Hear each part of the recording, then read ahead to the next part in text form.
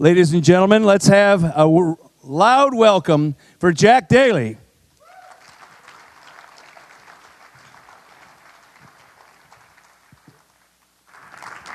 Thanks very much. The reason the run is saying, why don't you come on in here, is that I have no clicker, I have no slides, I have no speech. And so I have less time on the clock with you than I have information to share. And I'm going to go up on that board. Everybody should have gotten a one sheet that looks like this. It's printed on the front and the back. I'm going to be guiding you through this outline, and this is where I'm going to be really focusing my remarks. So if you haven't gotten one of these sheets, I'd raise your hand and keep it up high until you get one of those sheets. Guys in the back, if you could get those sheets around to the people that are holding their hands up, and they're going to get tired of holding their hands up if you don't get your ass over there and give them a sheet. All right. So here's the deal. A lot of speakers would come in front of you and talk to you about how happy they are to see you and how great it is to be with you today. And for my take, having sat in your seat more often than not, I'm sitting back there going, what a bunch of bullshit. So I want you to know that I am telling you that with genuineness and authenticity, because this is the last day, and last night was the last evening that I slept in a hotel room before going back to my home in Southern California and seeing my wife, which has been over 3 weeks ago, 4 countries, and about 20 different speaking gigs. And so I've been anxious to get here so that I could get the hell out and go home. All right? So that's a guy with integrity in the house. Let me ask a few questions before I get formally started. By a show of hands, how many people in the room are business owners? Business owners. Cool, okay. All right. How about how many people in the room are salespeople? Where are my salespeople? All right.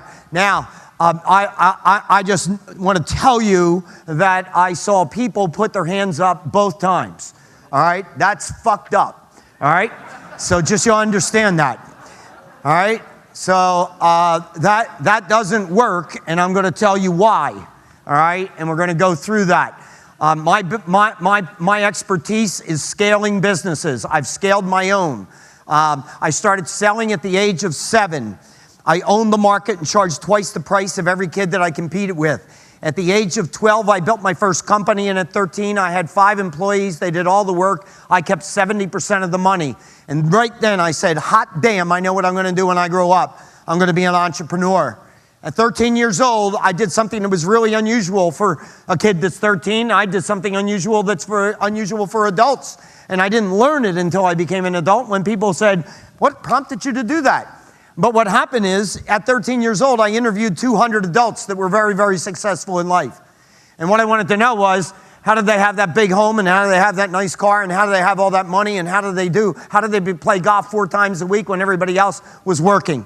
And I took my notes after 13 years old of 3 months of interviewing 200 of those people, and I crafted a plan for my life to take me through 4 dimensions. Financially, where did I want to be by the age of 30 when I'm really old? Because at 13, that seemed like old, right? Where do I want to be financially? How much money did I want to be making? And what kind of net worth did I want to have? Secondly, what did I want to look like professionally? I wanted to be the CEO of a company. I wanted to be national in size, and I wanted to be in the money business, and I wanted it to be done by the age of 30. What I heard from those 200 adults was that I needed to get formally educated, and most importantly, I needed to understand how the numbers work. Because the fail for an awful lot of sales guys that go into the business, into their own business, is they get the sales coming in, they get the business coming in, but they don't know how to make it materialize down to the bottom line and therefore show profits. They run out of cash and they're out of business. And so I'm a weird sales guy. I actually am a degreed accountant. I worked for Arthur Andersen as a CPA before there was an Enron. Never aspired to be an accountant, but it gave me a great base from which to work. And based upon what I learned there and everything else that I had intuitively and all the work that I did out trying to figure out what I wanted to be when I grew up, I then went on my entrepreneurial journey. And here's what my entrepreneurial journey includes. I took that blank sheet of paper up there 6 different times, and I drew a business that I wanted to build. I drew it in its final state. Stephen Covey used to say, begin with the end in mind. And so I clearly pictured a painted picture of what that business was going to be when I sold it. Every one of the businesses I built was for sale the day I built it. I just wasn't ready to let it go until it would give me a significant payback at the sale. But I had an idea of what I wanted to build. I took that blank sheet of paper 6 different times. I drew that business, and then I convinced other people to join me in the journey. And every one of those 6 companies have the same thread running through it. Very fast growing on the top line, very fast growing on the bottom line. All of them. 2 of them were sold to Wall Street, First Boston and Salomon Brothers. And when I talk about fast growing, let me give you an example of that. I grew up in the northeast part of the country. And I'm an endurance athlete, 71 marathons and counting, marathons on all the continents, including Antarctica 2 months ago, except for Asia, which I will get done next year. An Ironman on all the continents except for Asia. They don't want to have one in Antarctica. It's a little bit cold to swim. I've got 53 triathlons done, and I have 71 marathons. I'm doing 100 in both of those. And all I can tell you is an endurance athlete like this, well, here's the deal. Every time that I built these companies and they would go nationwide, I'm a big believer in being involved in the field, going out in the field, visiting with prospects, customers, going out with my salespeople, visiting my offices. Every time that I went out to Southern California, the weather was epic. It was absolutely epic. It was 75, 80 degrees. It didn't matter what month it was. They're all wearing shorts and T-shirts. And I'm like, what the hell is up with that? So I'm about to board the plane in San Diego. I'm going to go home to Philadelphia, Pennsylvania, where I was born and bred. I called my wife, Bonnie, up on the phone before I boarded the plane. I was 16. She was 15 when we first dated. And we've been married now for 45 years. Now, thank you. She deserves that hand. Particularly when you understand that we've lived in 25 different homes in that 45 years of marriage. I called my wife up from San Diego and I said, hey, Bon, I'm really looking forward to coming home and seeing you. I want to let you know what I'm going to do when I'm on the plane. I'm going to sit down with that blank sheet of paper and I'm going to visualize a company. And when I visualize that company, then what we're going to do is we're going to build another company. And this particular company, we're going to be headquartered in Southern California, and we're going to be moving there. And I thought that I'd give you the balance of the day to come up with all the reasons why we won't be, and I'll be ready for you when I get home. Her list was really short, and it took us about 2 years to knock it out. And 2 years later, in 1985, we packed our 2 kids and the 2 of us on an airplane and flew to Southern California, where we have been for the last 30 years. When we arrived, I did not know a single person upon arrival. I didn't have the courage to build that plan with just myself, so I convinced 3 people that had worked with me on the East Coast to come west. And the 4 of us started building our company, and 18 months later, that company was in 22 locations in the United States, 750 employees, and in our first 3 years, we made $42 million in profits, which is the coolest part of that story. If I had the time to share with you all of the journey that I've had in my life, I can tell you this. Every single one of the companies would sound the same way. In 1998, the last company that I built, in 1998, it was 5 years old. It was Entrepreneur of the Year from Ernst & Young and Inc. number 10 on the Inc. 500 with 10,100% growth. What I do is I help companies grow their business. What I do is I help salespeople grow their business. But I am not necessarily here to be your friend. I will be provocative. I will challenge you. I will push you. And I will really, really work hard to open up your eyes to the possibilities. Any military vets in the room? Let me see the hands if we have a few. All right, so let me educate the rest of you. Thank you for your service. Thank you for your service. So I was a captain in the United States Army. Well, in the military, the greatest compliment you can get from a soldier is for them to coin you. This is called a challenge coin. And they carry it on their person. It's unique to the individual branch, and it's unique to the soldier. And if you've done something that they want to compliment you on, they put the coin in their hand, they shake your hand, and they give you the coin, and you're to carry it with you for the rest of time. I've worked with the military recruiters on teaching the recruiters how to put kids in boots during a time of war. You want to talk about a tough sales job? That's a damn tough sales job. And it's 2 closes. You close the kid, then you got to close the parent. All right. So I got these military guys that have coined me all over the world. And so all of a sudden, here's these two guys, over 25 years in the service, both of them, Paul and Steve. And Paul and Steve called me up and said, hey, we've left the service. We can't think of a better guy to work with to help us grow our business. We're going to go in the private sector. We're going to build a company. That was 6 years ago. I said, absolutely, it would be awesome. Let's do it. So we started building the company. I'm being the outside consultant. I'm giving them the game plan. I'm giving them the playbook. I'm giving them the guidance, and I'm beating the hell out of them if they're not following it. Last year, they saw in my newsletter, if you went to jackdaly.net, you would be able to sign up for my free newsletter. I send out a newsletter monthly that I personally write. It's free. jackdaly.net. There's a button. Hit the newsletter. Sign it up. All right. So they see on the newsletter that I'm coming through Washington, D.C., and that's where they operate out of. They said, hey, is there an opportunity to go to dinner with us? We said, sure. I said, sure. Well, and Steve says, well, we wanted to go to dinner and celebrate. I said, what are we celebrating? He said, when you get here, we'll show you. And so I got there. Paul, he stands up and welcomes me and hands me this coin. And it was they took the military coin concept and they put it into their company as a way of recognizing their employees. And I just thought it was pretty cool, but what was really cool was when I turned the coin over on this side. And this side says they made the Inc. 500. Now let me tell you about it if you don't know it. It's the 500 fastest growing privately held companies in the United States. You have to be in business a minimum of 5 years. They made it a minimum of 5 years. They supplied all of the gobbledygook that Inc. magazine required, financial statements and everything else. And they're praying to make the Inc. 500, and they made it in the very first year they were ever qualified for after 5 years. But on the coin was the really special sauce. At the very top of this, and if you'd like, you can come up here afterwards and take a look at it. They came out in the first year they made this list, number 2. The second fastest growing company privately held in the United States. And at the bottom of the coin was the part that really juiced me. 24,830% growth. That's what we're talking about.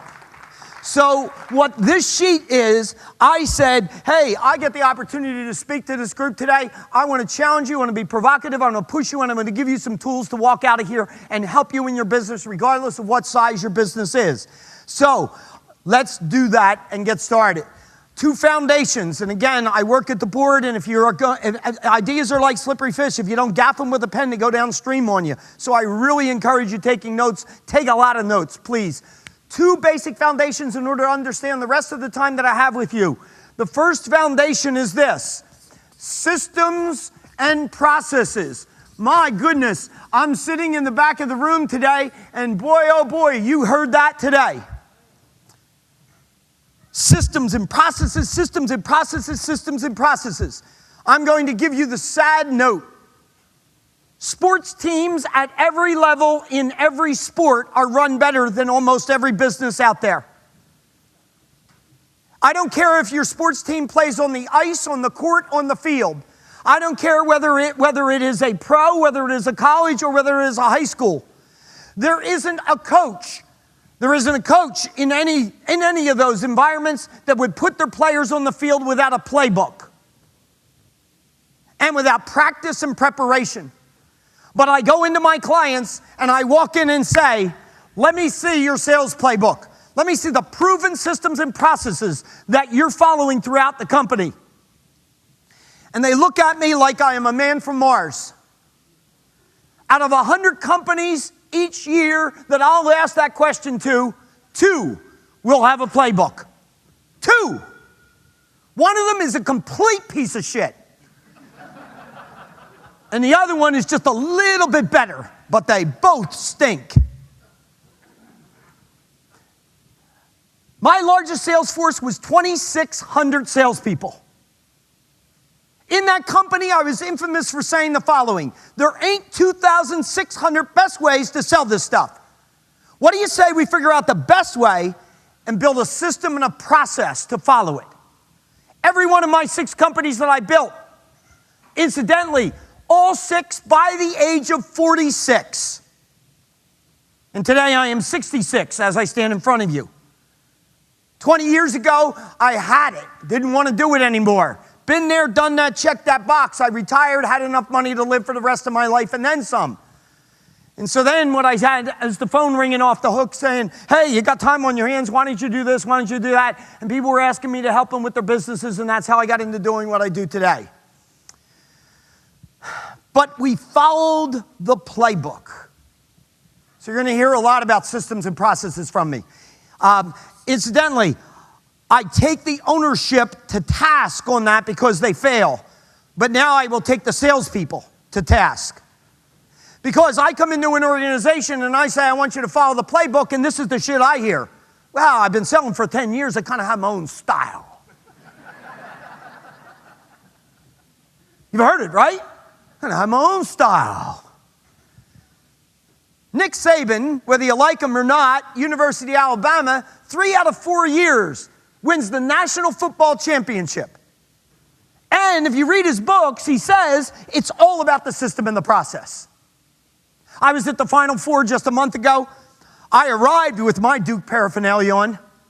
And Coach K is in the Final Four 25% of the time over the last 30 years at Duke. And now ranks number 2 to John Wooden, an all-time basketball legend. And listen to this. He's got 15 players, and he loses his top players every 1 to 2 years, and he still makes the playoffs. And how the hell does he do that? He's got a playbook. That's how he does it. Nick Saban has a playbook. Now, can you imagine? Can you imagine being successful, Nick Saban, and getting a high school All-American to say they're going to commit to go to the University of Alabama? And Nick Saban then greets the kid on his first day and says, I've had great success here at Alabama. We've won 3 out of 4 national championships. Here's the playbook. Study it. Practice it. This is what we're going to be using next year. Can you imagine this high school American kid turning to Nick Saban and saying, hey, coach, hey, high school American, kind of have my own style. Hey, you think that dog's hunting in Alabama? I don't think it's hunting at all, and that shit would not hunt with me either. Okay? All right. So that is the first concept. Now, the second foundation is leverage. And leverage, for me, is not what the accountants talk about. They talk about debt and how do you turn it and multiples and all of that type of thing. I get all that, but here's what I want to give you as my definition of leverage. I know that everyone in this room is going to like it. How can I make more money with less work?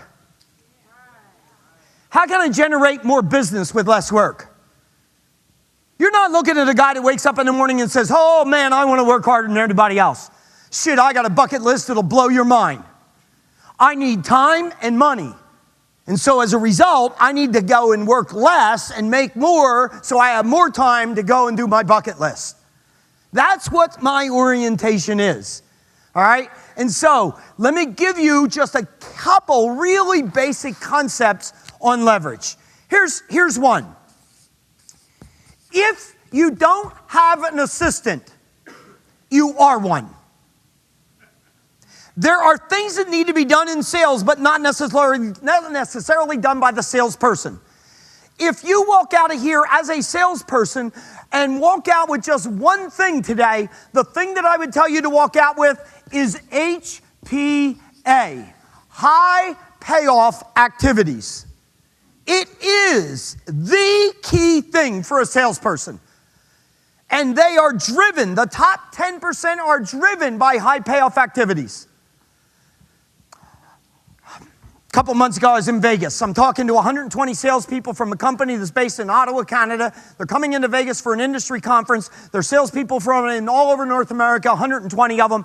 I have 9 hours in front of them. Now, with 9 hours, I then said to them, if you don't have an assistant, you are an assistant. And this is what I did in my presentation. The first thing I said is, let's assume that you make $50 an hour. All of a sudden, I hear all these rumblings and people laughing and everything. And here's what they were saying. Hey, this guy, he hasn't done his homework. And now the reason they said I didn't do my homework is because they were 100% commission only. So as a result, the hourly rate concept made nothing to them. Here's what I had to tell them. Yo, just because HR in the accounting department isn't calculating your hourly rate, every human being that works has an hourly rate. And if you don't know what your hourly rate is, it is at your jeopardy, at your peril. Let's say I make $50 an hour. I get an opportunity to talk to Ron, and I have an appointment, and he agreed to meet with me for an hour. In first 5 minutes, In the first 5 minutes of meeting with him, here's what I determined. No business in the house. Never will be business in the house. And even if there were, he and I are not getting along together. At 5 minutes, this is where I determined. You know what I do? I turn to him and say, Ron, I feel like David Copperfield. I just found you 55 minutes to your day because I'm getting the hell out of here. Now, I go running out into my car and I grab this guy and I turn on one of these two apps, Near Me or Around Me. Both of them are free apps, Near Me, Around Me. And all you do is you put the profile of what the ideal customer of yours looks like. And what happens is, boom, all those red dots come up on the map. And then you hit the red dot, and then Siri says, take a left, take a right, take a left, and you're there. Now, it would be better for me to follow the red dot than to sit there and talk 55 more minutes with Ron, but the majority of salespeople do that. Time is money. Understand how you spend your time, because how you spend your time is how you spend your money. Now, here's how you calculate your hourly rate. It's a simple formula, gang. Keep track of how many hours you work in a month. Keep track how much money you made that month. Divide the money by the hours, it's your hourly rate. It's a simple, simple concept. Now, let's think about it. Let's say that I hire this kid at $10 an hour that's somewhere between, 10 and 15 years old. And I'm gonna hire this kid to play video games. Now, I don't know you guys, but I would take a 12-year-old and put him against you up here and put big money on that 12-year-old to take your ass and take it down, right? All right, so I'm gonna have him play video games. Let me show you my favorite video game that I like kids to play. One of them is this. Update my contact management system and database. I'm going to tell you something. It is hugely important. Before I'm finished here, I'm going to show you how to leverage a contact management and database. I'm a big, big supporter of that.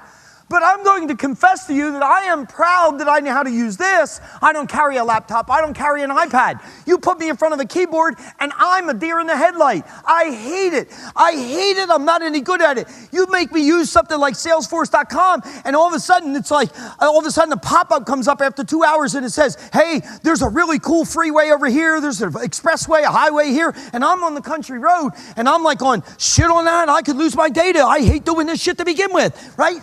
Now, you give it to a 12-year-old, and a 12-year-old's going, psh, psh, psh. Hey, did you know you do that? No, do that shit, right?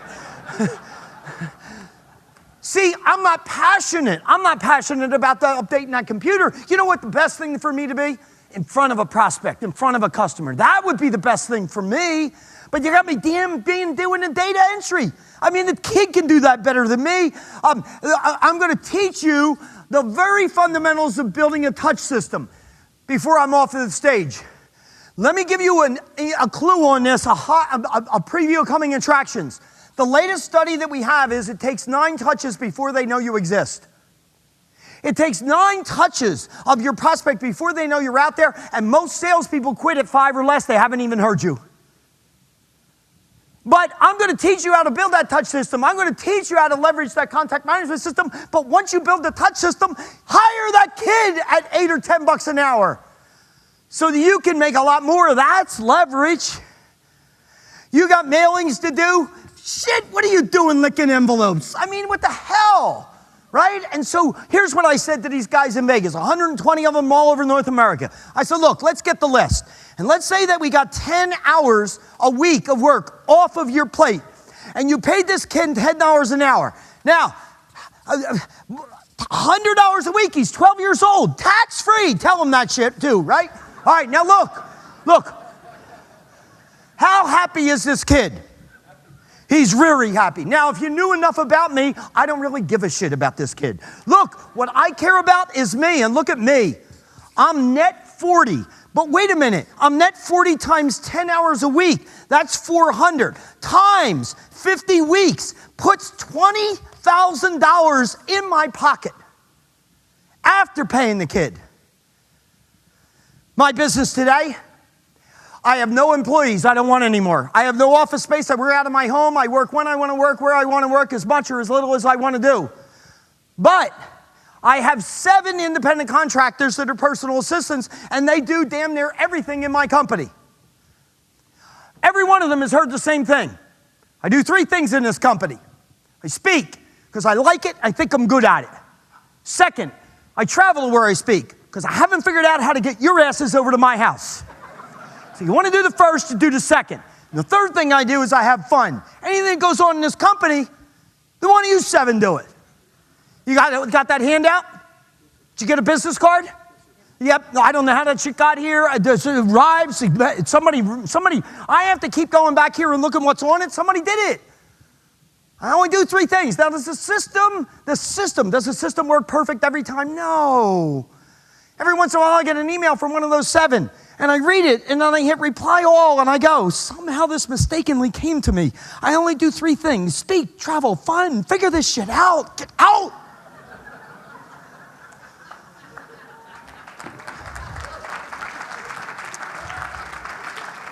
You need to protect your time. Time is money. Look at this. Look at this. The overwhelming number of people that I work with are CEOs, entrepreneur owners of their business. This applies to them, but the magnitude is huge. Watch this. What if the CEO found out what they make an hour? What if it was $500 an hour? This $10 doesn't change. Now I'm at 490. Times 10 hours of the week is 4,900. Times 50 weeks, I just put $250,000 in the pocket of a CEO without doing a damn thing and got all the bullshit off their desk. That's leverage. Been doing it my whole life. Systems and processes and leverage. Here's another concept, and I applaud you for being here. You are practicing what I'm about to teach you, and that is this. Model the masters. Model the masters. Before I finish, we're going to put an offer in front of you and hand out one of these forms. And this form is going to give you access to 15 hours of me like this, specifically on video at your leisure, and up to 5 users all year long, as often as you want, 24/7, on culture, sales management, and sales. And in that deal, we're going to throw in this book called Hyper Sales Growth, and we're going to throw 5 of them in there. And the deal is this. That book came out on April 22nd last year. I was about to speak to 80 entrepreneurs brought in from around the world at MIT. And my publisher is actually standing in the back of that room. Hi, Adam. And he's got a booth out there at Advantage. And I met him 2 years ago at Yankee Stadium, and he's going, I can't even believe you don't have a book. You got audios, you got videos. I mean, if you went to my website, I'm loaded up with stuff. But he goes, I'm too busy to write a book. And he forced me to write this book. And it was so easy. It was unbelievable. You know what he told me? He said, if you'll give me 24 hours of your time, I'll have a book from you. I'm like, what's it going to be? The Book of Shit by Jack Daly? 24 hours makes no damn sense. He said, I guarantee it'll be a bestseller. You give me 24 hours. How do I turn that down? So I signed the contract, and here's what happened. 8 phone calls, 3 hours apiece. The book comes out. I never touched the keyboard. I never wrote a word. It came out. Amazon. I'm at MIT waiting to speak to these 80 entrepreneurs the next day. I'm in my hotel room and I'm working on things, and every 2 hours Amazon's giving updates on how the book is progressing. Are you ready for this? The first day this book came out on April 22nd last year, this was the #1 best-selling business book on Amazon in 7 countries. And we're throwing 5 of those into the deal along with about 15 hours of Jack Daly content on culture, sales management, and sales. We'll show you that form at the end of this presentation. Here's the model the masters, and I would tell you I'm one of those masters, and that's how you can model it. But here's what I talk about. About 10% of my time, I'm hired to speak at the president's club of big companies. I'm hired to speak at the chairman's club of big companies. I was just in Cancun a month ago, and my client with 450 salespeople hired me to speak at their conference where they brought them all into Cancun, 450 of them. And the chairman of the company got up, and he had a slide up on one of those screens like that, and he was showing the 7-year history of the chairman club members. and he gave the number of how many people were in the Chairman's Club. And it was 33 to 39, somewhere between 33 and 39 every single year for the last 7 years. But when I pierced the schedule, what I discovered was this: 30 people were the same every freaking year. Now, you have to just sit down and logically say this. They're in the same economy. They have the same product. They have the same competitors. They have the same price. They have the same service. But these 30 people are getting a different result. Then what is it? They have to be doing something different. And so, go out with top people and figure out what they're doing. Suck your ego down. Find out the very best in the business and suck them dry. I started at 13, interviewing 200 adults, guys. This works. It's absolutely model the masters. Those are two concepts of leverage.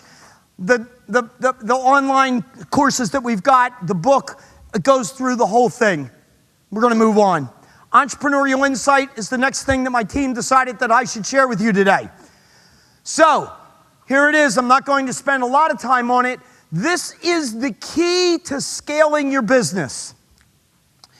Whenever I meet with an entrepreneur, I tell them there are 3 big things they need to really focus on. The owner, entrepreneur, there's only 3 things that are important. 1, vision. You can't build it if you don't know what it is.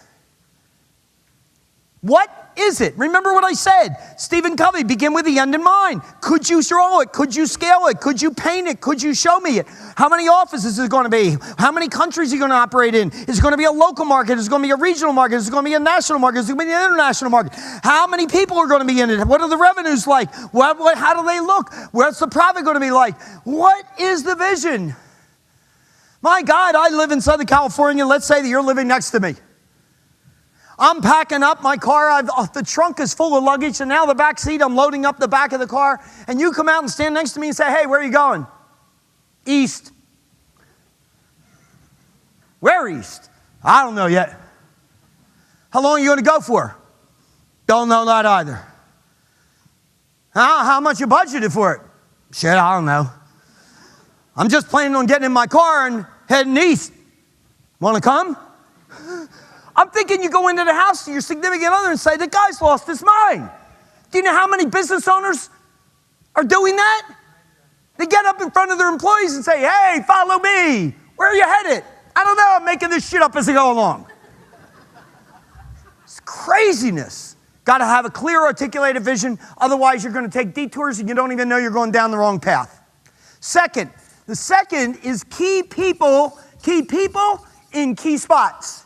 So I get called by companies all the time, and what they want to know is, how the hell do you grow companies at 300, 400, 24,830% growth in 5 years? And so I said, well, hey, you called the right guy. You got an organization chart? Send it over to me. So they send it to me while I'm on the phone. Now, here you go. Here's the CEO, owner, entrepreneur. Then we got a guy running the sales. Then we got somebody running the ops. Remember, these are the promise makers and these are the promise keepers. Yeah? And then we got somebody that's in charge of the money. And whatever we got over here going on, it doesn't matter to me because I already got enough up there to make my point.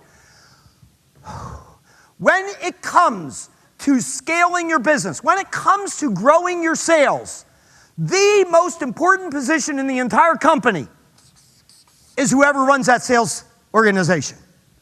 Because without that, the rest of you have nothing to do, including you, Mr. Big Pants. Right?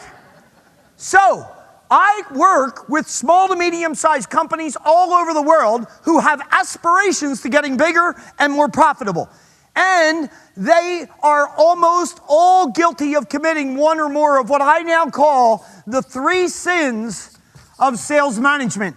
And without knowing anybody in the room today, I can tell you without reservation, we have sinners in the house. First sin. The CEO, owner, entrepreneur also is the sales manager. Look, I've been the CEO of companies. I've been them over and over and over and over again. And here's what I've learned. Damn important job and done right full time. I've been the sales manager in companies. And that's at least full time. So, hey, I want to scale my company. Great, you got an organization chart? Yeah, give me the organization chart. All right, here's what we find. We've got a full-time person here. We got a full-time person here. We got a full-time person here. We got a full-time person here. But the most important position when it comes to growing the company, this knucklehead says, well, I'm going to do both of those. By definition, what you just did is you just designed your company to lag in sales growth. Every moment that you spend time doing any of this, you just decreased the growth of your company. A sales manager's job is not to grow sales. It's to grow salespeople in quantity and quality. And if you grow salespeople in quantity and quality, they in turn will grow your sales. And so I get in front of number one and I say, what are you thinking? What are you thinking? What are you thinking? And eventually I wear them out and they say, hey, we don't need to talk about it anymore. I always intended on getting this guy full time. Watch this, we have him in the room. I always intended on getting that guy full time when we get bigger and can afford it. That's the guy that does that shit. Get a loan. Do you know that if you hire the right guy in that spot and you pay him correctly, he'll pay for himself in less than a year? Do you know that I have owners of businesses that are committing sin number one that are awesome at this job, and they love that job? You know what I tell that owner? Take that job, own the company, and hire you one of them guys. Oh, but I own the company. I should be the CEO, even if I don't like it, and I suck at it. And so I see companies all the time stunted in their growth because of the ego of the owner. Second sin. The second sin we run into is we take the best salesperson that we have in our company. Anybody want to guess? Oh yeah, we make them the sales manager. Now, have I ever seen it work? Yes, just not often. What often happens is you lose your best sales guy and get a mediocre sales manager in the trade, and let me show you why. Sales. Here's the job. Win new customers, grow the ones you got, differentiate yourself on the competition. Guy does this absolutely brilliantly, and we make him the sales manager. Recruit, train, coach, build, and develop salespeople. Nothing that I just said there had anything to do with that. And watch this. The sales guy lives in a world called immediate gratification. You know what I mean? Got a sale, pumped to get another one. Got a sale, pumped to get another one. You haven't put him over here. The land of no immediate gratification. I mean, recruiting a top sales guy could take you a year or more. So, well watered over there, no water over here. What's a human being going to do? Seek the water. Hey, let me sell some shit. CEO says, no, don't sell shit anymore. You go over here. And eventually, what does this guy do? Where's he go away to? Goes away to sell. To who? Competition. Now, everybody's laughing in here. Tell me why. Yeah, because Jack Daly just arrived, went on stage with a big mirror and said, look what you dumbasses are doing. That's all. Let me introduce you to the third sin, because when I hit the third sin, I want to jump off the roof of the building as long as it's high enough that I'll die when I land, because I don't want to ever deal with your ass again. Look at this. Check this out.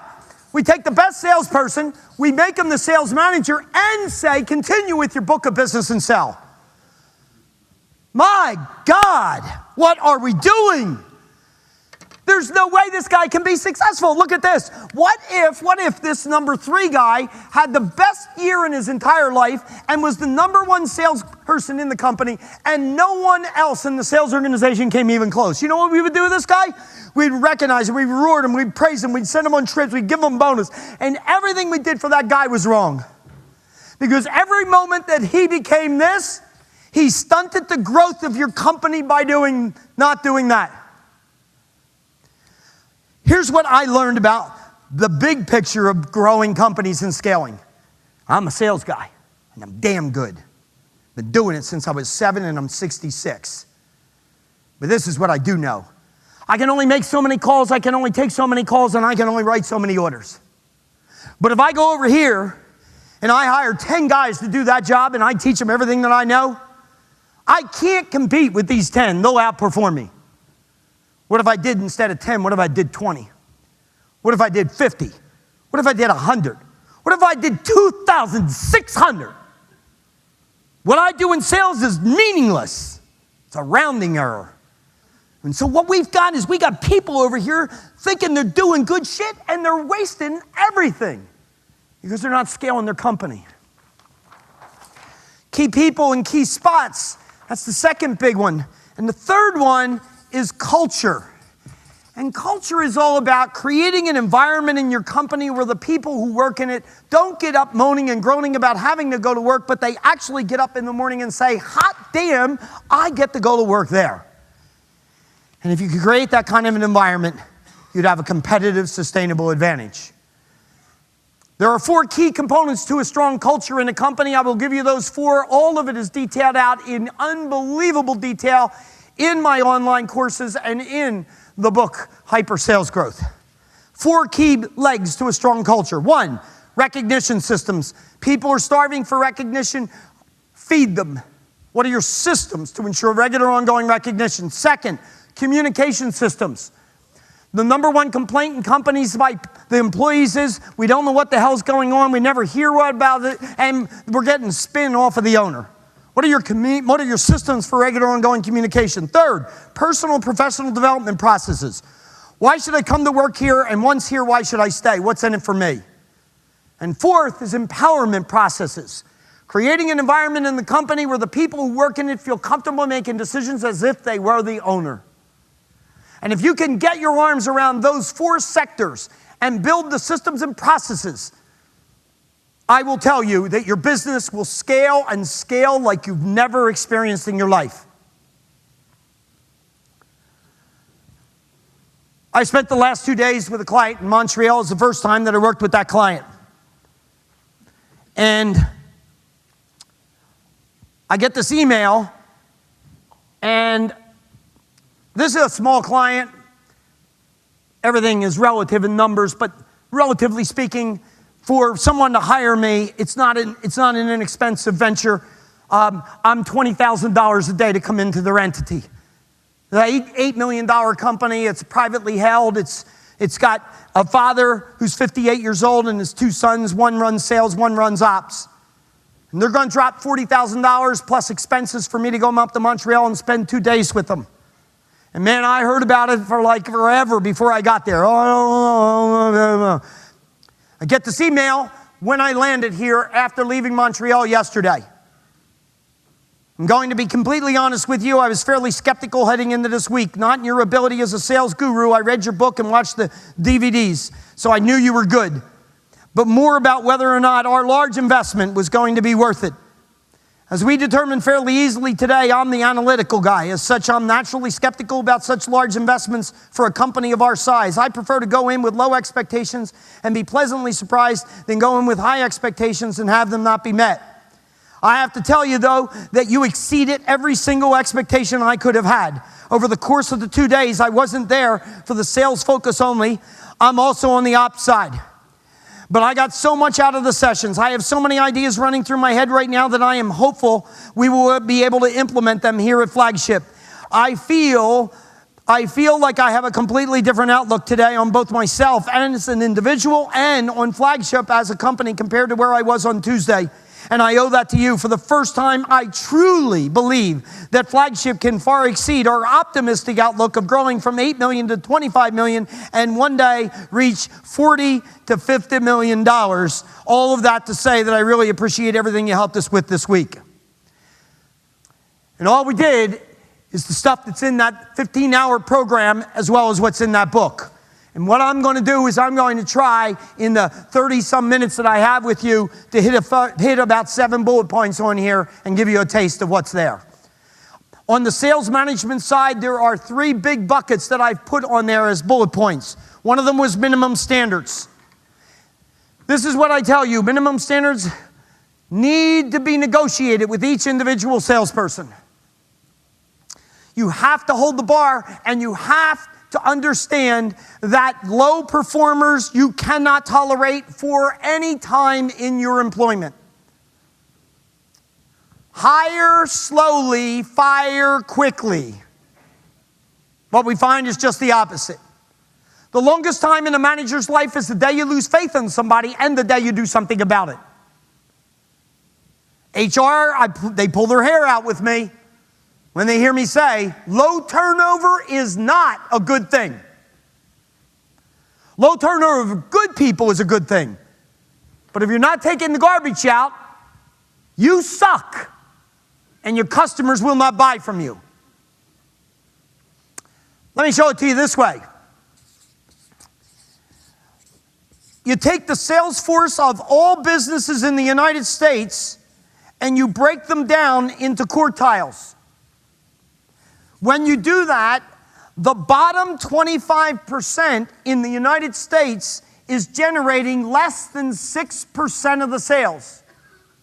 The top group is producing 60+%.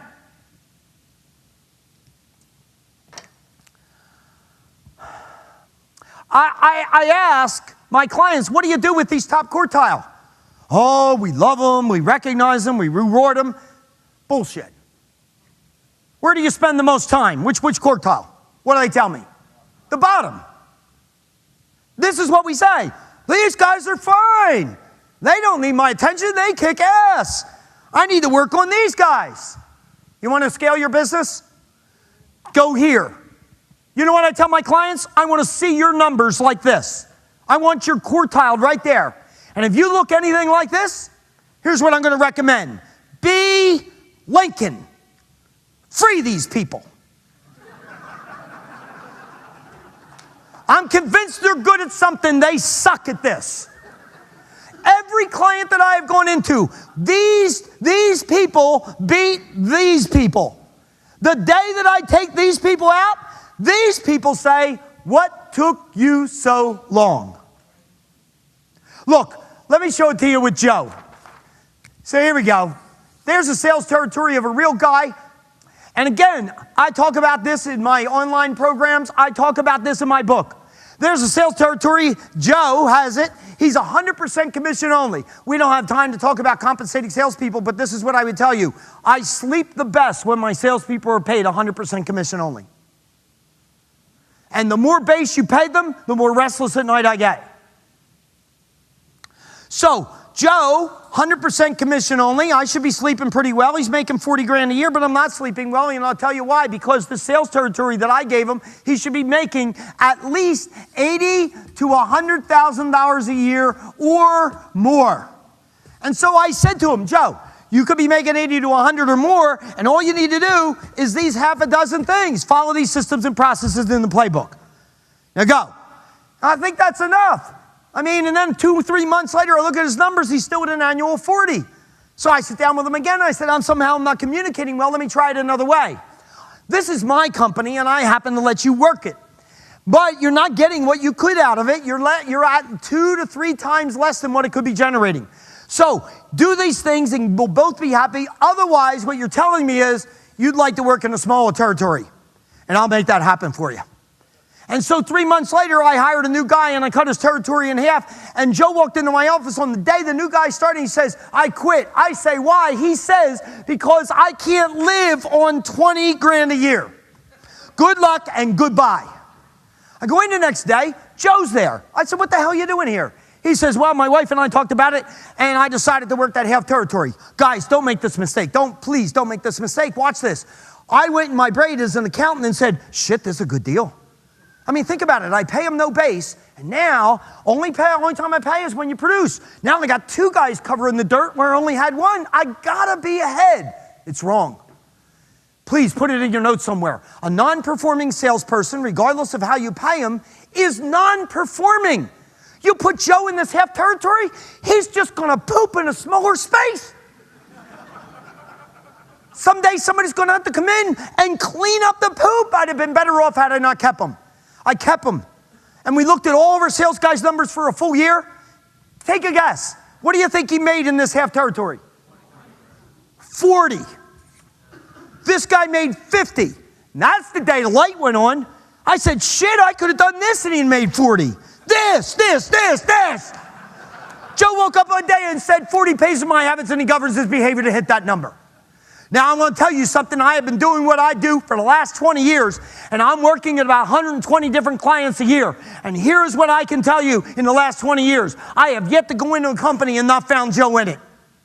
So what do you think the probability of me not finding him in yours? Pretty slim, huh? So, in your notes, 4 words will do it. Joe has to go. Be the best thing you could have happen. You know, I hired a guy and fired him before noon on his first day. I'm embarrassed to tell you that, but I'm proud at the same time. Let me put you in my shoes and let's see what you would think. My sales guys in this particular company, I made the phone ring for them. We did radio, TV, direct mail, all this kind of stuff. And every time that the phone rang, it cost me $50 to make the phone ring. $50 every time it rang.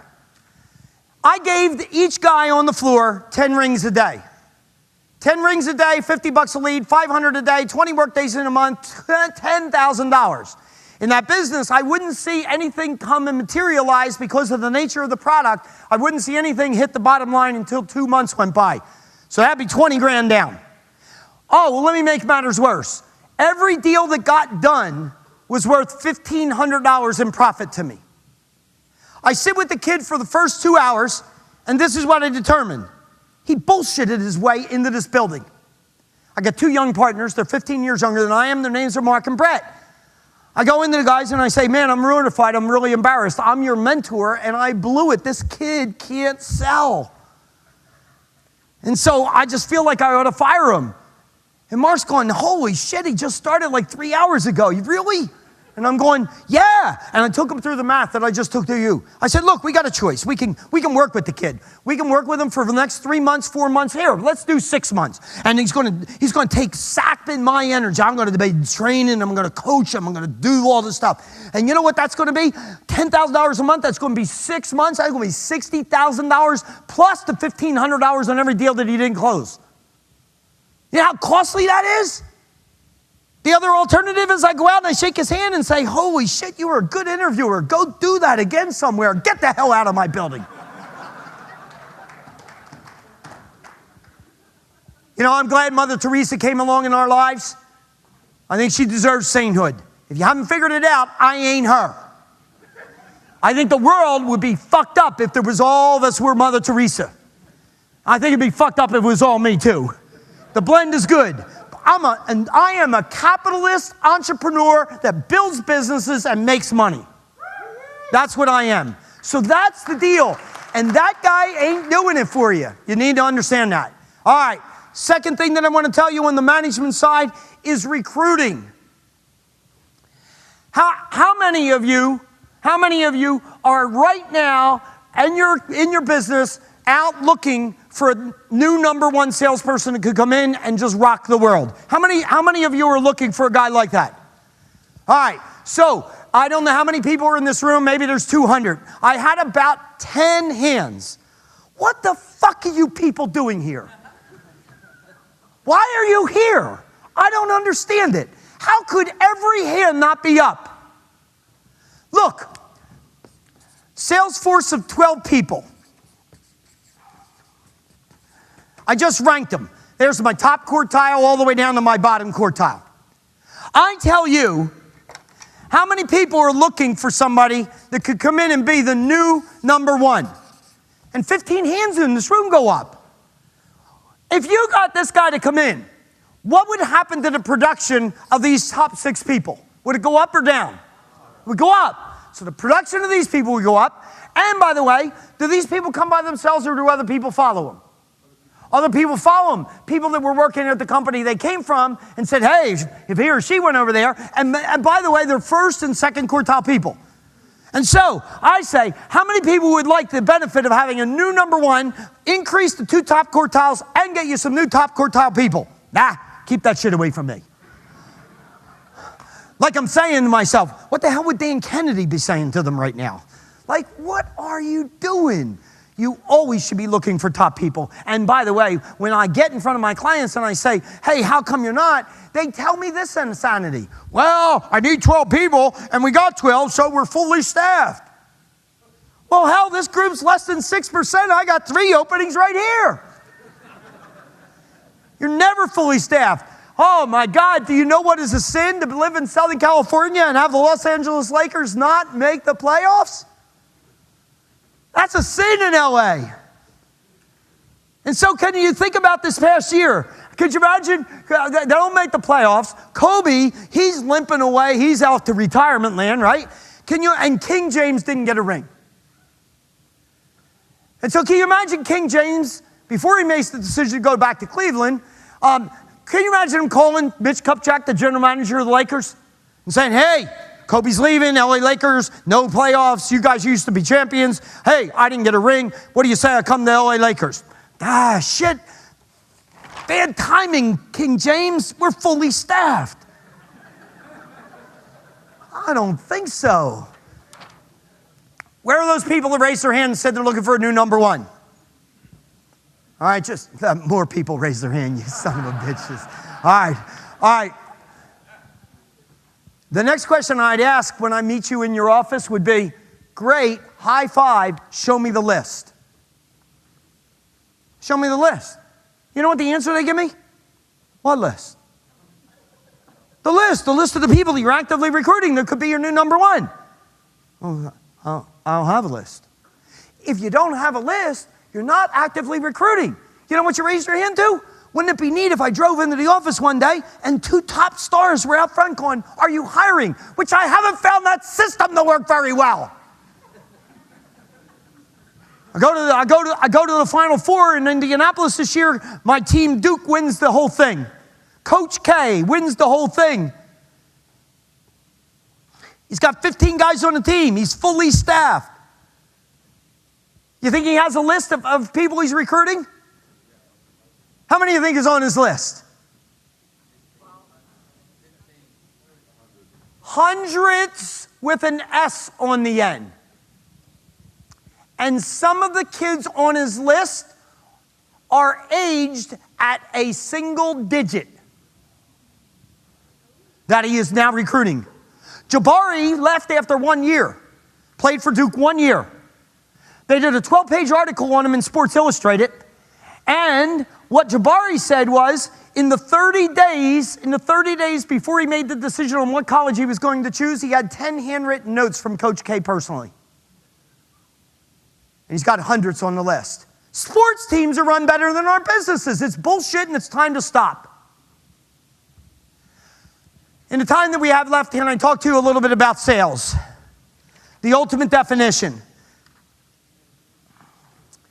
I'm going to give you 2. Help your customers with their needs, opportunities, and problems in the best way that you can, even if it means not you. That just puts you in the rare air. Help your customers with their needs, opportunities, and problems in the best way that you can, even if it means not you. 30% of the calls that come into my company for help, I hook them up with someone else. Hey, Jack, I would like to hire you as my personal one-on-one CEO coach. I'm flattered by the call. Thank you for the compliment. No, thank you. I don't do that. But I found the best firm in the world that does, and if you'd like, I will make a personal introduction so that they'll take you on. A guy's got a check. He's ready to hand it to me, and I'm saying no. Hey, Jack, I'd like you to design my compensation plan for my sales guys. We need a new comp plan. Hey, I've done that before, and I've done it with some of my companies in the past, but you know what I recognized? I don't really do that well, and there are companies that will do it to you quicker, cheaper, and better than I could ever do it. And so why would you do it with me? If I were in your shoes, I would go to them. A guy's ready to write me a check, and I'm sending them down the road. 30% of the calls that come into my company, I'm sending away. By the way, the guy that called me for compensation plan design, he calls me 15 months later and hires me to do sales training. Perfect, that's what I do. When he called me and hired me to do sales training, how many companies in the sales training space did he call besides me? None. Why? Trust. Selling is the transfer of trust. People do business with people they trust. I could have done the comp plan design. They wouldn't have known I could have gotten it quicker, cheaper, and better somewhere else. But I would have known, and I would have violated my definition of selling, which is help my customers with their needs, opportunities, and problems in the best way that I can, even if it means not me. Do you know that my calendar on January 1st is sold out for the entire year? My salespeople that are getting phone calls to hire me to speak at events all over the world, and I will speak on every continent this year except for Africa. Do you know that every one of my sales guys has to convince them to book me next year? And they have the appetite right now. 90% of my business is repeat and referral and cost me nothing in acquisition cost. And I'm going to tell you the primary driver of that is I help my customers with their needs, opportunities, and problems in the best way that I can, even if it means not me. Let me give it to you another way. When you care more about the customer than you do about the sell, you'll sell more than anyone else out there. People do not want to be sold. Change the definition and help them to buy. The subtle difference between selling someone something and helping them to buy is profound. To me, that is the ultimate definition. Well, I'm going to talk to you about backward thinking. There's 4 key component parts of backward thinking. If any one of these 4 is missing, the likelihood of you achieving success is severely hampered. My definition of backward thinking: define success and chart back to the present. Another way to put that would be reverse engineer. The first thing that we must have as a salesperson is we need to have our goals in writing. If your goals are not in writing, they're dreams, and dreams don't often come true, but goals in writing do. Well, there's a mountain of evidence on this, guys. But if that's all you did, and that's what most people do, that is the equivalent of a New Year resolution, and New Year resolutions have not had a history of success. Be healthy in 2015, join Health Club. I tell my salespeople to get my ass out of the office the entire month of January. I don't want to be anywhere near my home. Because I'm a freaking physical fitness good nut, and I'm going to spend 3 to 4 hours a day at my home fitness club any day that I'm there. January in a health club, what does it look like? It's packed. All these people in my way and on my shit doing stuff. My sales guys get me out in the field and I come back in February. They're all gone. And they're all gone for the rest of the year. And the reason they're gone is because they missed these 3 elements. This is the keys. You see, you need a written plan on how you as a sales guy are going to achieve those goals. And the most important word that you can use is activities. Activities, activities, activities, activities. That is the key. Remember high powerful activities? That's what I'm talking about. Let's say you want to do $1 million in sales for the year. If I were coaching you, what I would tell you to do, first of all, I would stress test the million. Is it too high, too low? Is it doable? I want to make sure that the million is doable. Let's say I agree that the million is doable. The next thing I want you to do is I want you to break it down by month. How much of the million are you going to get done in January, February, March, April, May, all the way through? You tell me you're going to do 100,000 in January. Great. How much are you going to get done in week 1, week 2, week 3? I want you to break that $1 million down into weeks. Week number 1, you said you were going to do 30,000. By the way, I just did the Boston Marathon last Monday. My 71st marathon. I'm telling you, my mental state my mind says there's no way you can run 26.2 miles. I can't run 26.2. So let me tell you how I run a marathon. I get up and say, I'm going to start this run and I'm going to run a mile. Because I can run a mile. And at the mile marker, I say, can I run another mile? And every time I ask myself, it says, yeah, you can get 1 more done. And I do that 26 times. Do you know when I look at $1 million as a sales guy, I'm deer in a headlight. I can't move. I can't take first step. It's just too heavy. But if I break it down to 30,000 in the first week, 30 grand I can do. So then what I want to know is, what are the key activities to get 30,000 done? How many outbound calls do you need to make that 30,000 happen? How many inbound calls do you need to take to make that $30,000? How many face-to-face appointments do you need to make that 30,000 happen? How many presentations do you need to make that 30,000 happen? How many network events do you need to attend to make that 30,000 happen? How many trade shows do you need to do to make that $30,000 happen? How many personal marketing initiatives do you need to undertake to make that 30,000 happen? How many pieces of a touch system do you need to employ to make that 30,000 happen? And then, once I identify the activities, we introduce the system of measurement, because we all know this, things that get measured get done. And the last key point in backward thinking is a system of accountability. Someone to call you out on it, someone that is making sure that you're doing what you said you were going to do. This is so basic, it is so fundamental, and I present it to my sales audiences, I present it to my sales guys. When I go through it, would you guys in the back, would you do me a favor and throw these around the group here? When I go through sales management and culture on these 15 hours online, when I go through this piece, I must spend an hour on this piece of that 15 hours showing you every particular part, everything that's necessary to do this. And when I do this in front of my live salespeople, you know what the majority of them say? Hey, I got my own style.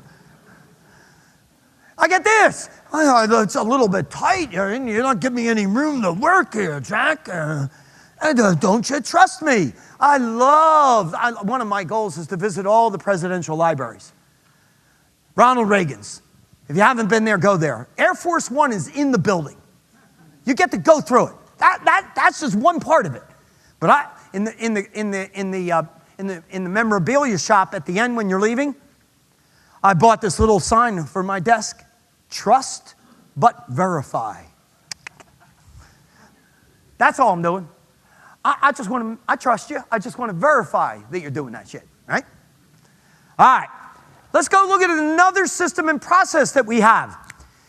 Pipeline management, proactive pipeline management. Every salesperson should maintain 2 baskets. The baskets that they need to maintain, the top basket are called prospects. Prospects, people that have never bought from us, but we wish they were. When someone buys from you once or occasionally, they are called a customer. And we all know this, customers are good things to have. But customers are not the best thing to have. The best thing that you can build as a salesperson is a client. Clients. People that regularly and ongoing do business with you and do a lot of business with you. Successful salespeople build a clientele. So if I'm going to build a clientele, the way I'm going to figure out how to build it successfully is I'm going to model the masters. So in my online program and in my book, I say the story of Cindy. And I'm going to tell you about her right now in a very, very succinct way. Cindy was my #1 salesperson in my company. In this particular company, we did residential mortgage loans. We did home loans. She was the 40th top salesperson in the nation in the industry. That is hundreds of thousands of salespeople. When 1 year, Cindy did $186 million worth of loans in a year by herself. There are whole companies that didn't do that. Whenever I find a stud like this, I want to rip them up and find out how they're built. When I ripped her open, this is what we found. I am working with 60 different industries a year on average, and every time I rip a top producer away, I find the same thing. It doesn't matter what industry. Let me show you what we found inside Cindy. 90% of her business came from just 12 clients. Here is the message. Too many salespeople calling on too many people that don't deserve to be called on. There's the sales territory, and my sales guy, Adam, back there, that's all the people he's calling on. And I'm a sales manager, and I say to Adam, hey, Adam, you're not getting enough business out of that sales territory. And he says, man, I don't think Jack's messing around right now. Ooh. And he just did the wrong thing. In my opinion, what he should have done is this: identify the high opportunity accounts and call on them more frequently. Here is a mouthful. Selling is the transfer of trust. People do business with people they trust. They get to trust the people they get to know. They get to know the people they see more frequently. If we call on too many people in the marketplace, no one gets to know who you are, therefore no one can trust you. And so the key to successful selling is a word called focus. And the way that we get our salespeople to be better focused is a process called inspect the baskets. I'm about to show you that process in a succinct way. I sit down with Adam, my sales guy, and I want to know from Adam, who is the number one prospect that you're working on right now that if you landed that account, life gets really good? Who's number 2? Who's number 3? Who's number 4? And we work right on down the list. Next, when did you last touch him? How often have you touched him in the last 90 days? In what ways are you touching him? What's standing in the way of them becoming a customer? What's standing in the way of them becoming a customer? What's standing in the way of them becoming a customer? Who is your number 1 customer, number 2 customer, number 3 customer on down the list? How often are you touching? What ways are you touching? What's standing in the way of them becoming a client?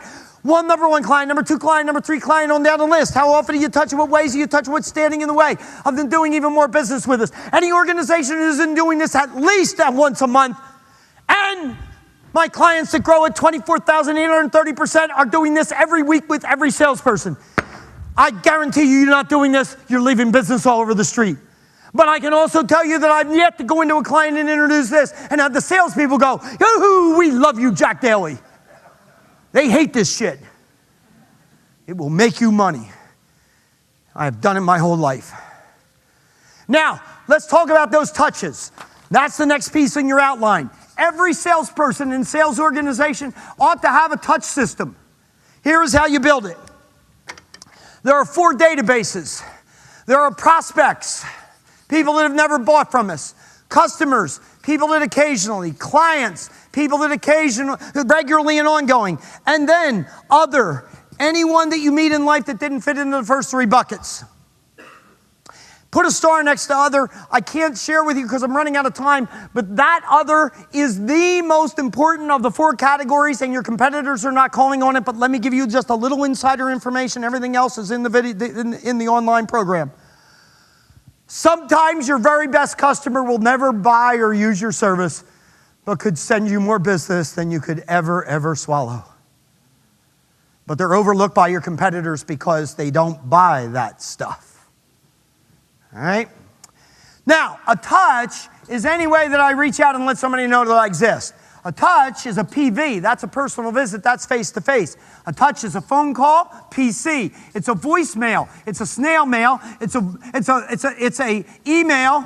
It's a fax. It's social media. It's any way that I reach out and say, yo, I'm out here. Let me give you that stat one more time. The latest information we have is it takes 9 touches before they know you're out there, and most sales organizations and salespeople quit at 5 or less. You've wasted your time and your marketing spend. And here is the biggest problem that here's the biggest problem that takes place in touch systems. Most everybody out there is the only thing they're touching is stuff about them and their company. And when that's all you do, then you're selling. Showing up and throwing up. And people can't stand it. So what you need to do is open this up and let the sun shine. You could touch them with things that will help them in their industry info and ideas. You could touch them with general business info and ideas. This is a very self-serving comment, and I know it is, but here's the deal. I have clients that are buying these by the thousands for their salespeople to hand to their prospects, customers, and clients and say, the number 1 best-selling business book in Amazon, take it and your business will hyper-grow. And they give it to them as a general business info and idea. Help my clients with their needs, opportunities, and problems. You could touch them with things you know about them personally. And that's a very, very important thing to touch people with. Some of the things that you know about me personally. You know my wife's name is Bonnie. You know that we were married for 45 years. You know that I am a triathlete. You know that I'm doing Ironmans. You know that I'm doing marathons. Now, if I went into your company and asked that kind of information to be seen in your database, in your contact management system, on your prospects, customers, and clients, my bet is you fail. People all over the world asking me, what do you think the best contact management system out there is? You know, I have the answer. The one you'll use. Quit asking me dumb shit like this. But you got a company that Inc. number 2 on the Inc. 500. They got all that personal information. And then touch people with things that are just fun. I don't have a lot of time, but here. You see these are cards. I do these right off of my phone. I never touch the suckers. They're all personalized. I'm on them, and right on my iPhone, I just type in the message, I type in the address, and send it on to them. This is my favorite card. I want to show you my favorite card. Where is it? Come on. Here it is. It's going to be 10 years old this year in July. This card cost me $3.50. It brought me and my wife to Australia for the very first time 10 years ago for a month, all expenses paid. And since then, we have been to Australia and New Zealand every year for the last 10 years. Hi, David. And I see him regularly there. And here's the deal. The card has generated over $3 million in money for me. And it cost me $3.50. And I use this. There's all kinds of apps. I tell you, the best app, in my opinion, is Send Out Cards. And by the way, you can fill a form out on Send Out Cards, and you can write in your penmanship capital letters, small case letters, and numbers from 0 to 9, and they produce the cards in your freaking handwriting. You can't go to a Hallmark store and get a card for $3.50, including postage. Man, that's just damn fun. Now, what you do is you take these databases and you put a grade to them, A, B, C, D. An A, maybe you touch every day. Cindy gets 90% of her business from 12 people. Shit, she could touch them in some way with something every day. B maybe is once a week. C is once a month. D is once a quarter. Then you just put it into the system. You drop the black and the blue into the system. I got one sales guy doing this, competing with this guy. What do you think is kicking whose ass? I used to ask my audiences, which one are you? Very, very painful. So I changed it. Which one will you be?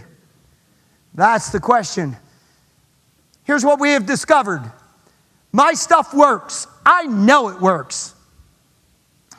But 70% or more of the people that go to my sessions do nothing with it. If it stays in this room, it will not work. Last item on the list, Ironman lessons learned. They're flashing a light up here that's telling me I'm out of time. I'm not going to pay attention to it. All right. Imagine having a goal on your list for 31 years and finally getting it done. Would that be fulfilling? There were 32 years now. The clock turned this year. 32 years ago, I put on my list, my bucket list, I want to do an Ironman. For those of you who don't know what that is, it's a 2.4-mile deep water ocean swim on the clock. 112-mile bike on the clock. 26.2-mile run on the clock, all done consecutively. Well, I was busy building my companies. I couldn't take the time to train. I had kids at home, and I wanted to spend time with them and didn't have time to train. And so I ended up waiting until I was 58 years old to take on the Ironman. And I'm ready to take on the Ironman, but I got a problem at 58 years old, and check this out, I don't know how to swim. There's 2 ways you can learn how to swim. You can stand on the edge of the pool and jump in and flail around, or you go over here and model the masters and hire a coach that knows what the hell they're doing and teach you how to do it, just like this dude. And so I hired a coach and didn't go to the YMCA. I went to a coach and I found the best coach in all of Southern California, Steve Eisenhower. He cost me $150 an hour. I took 3 lessons the first week. I took 3 lessons the second week. By that and calculated out, I'm down $1,000. I have yet to go in the water. How does this shit work? But very quickly I ended up moving through that water pretty efficiently. And I did it. I did the Ironman the next year, but here's this update. I updated my bucket list and said, I don't want to just do an Ironman. I want to do an Ironman in Kona in the World Championship. You know, people lose their businesses, they lose their families, they lose everything trying to get there because it's the hardest ticket in the world to get into in a sporting event. 2,000 of the finest athletes bust their ass to be in Kona and run that Ironman there. In 2013, they draped this around my neck And this is the finisher medal in the Ironman Kona World Championship.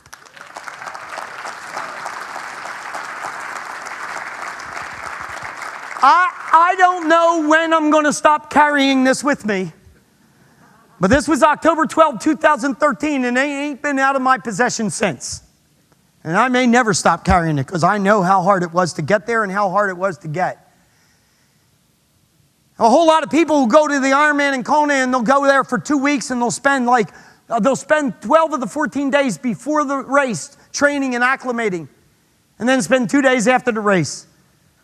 I'm not going to bring my friends and family over there. I took a house that would house 25 people. I'm not going to pay for all those people to be there and watch them for the 10 days before the race, drinking and hooting and hollering, and I can't do any of it. That's bullshit. I have no illusions of me winning this race. All I wanted to do was get in and finish. And then I want to party. And so that's what I did. I rented the house for 14 days. And I rented it for 2 days before the race, and then 12 days of serious partying. And we closed those bars down every night, and then when I woke up all drunk and hungover, I'd take this medal and I'd drag it down to the beach with me and plop myself in the sand and reflect on this moment and sober up so I could do it again tonight. And I had a lot of reflection time, and I came up with 7 lessons that I learned in doing the Ironman. I want to share those 7 lessons with you. I'm going to do it as quickly as I possibly can, but those 7 lessons are directly applicable to what you do in your business.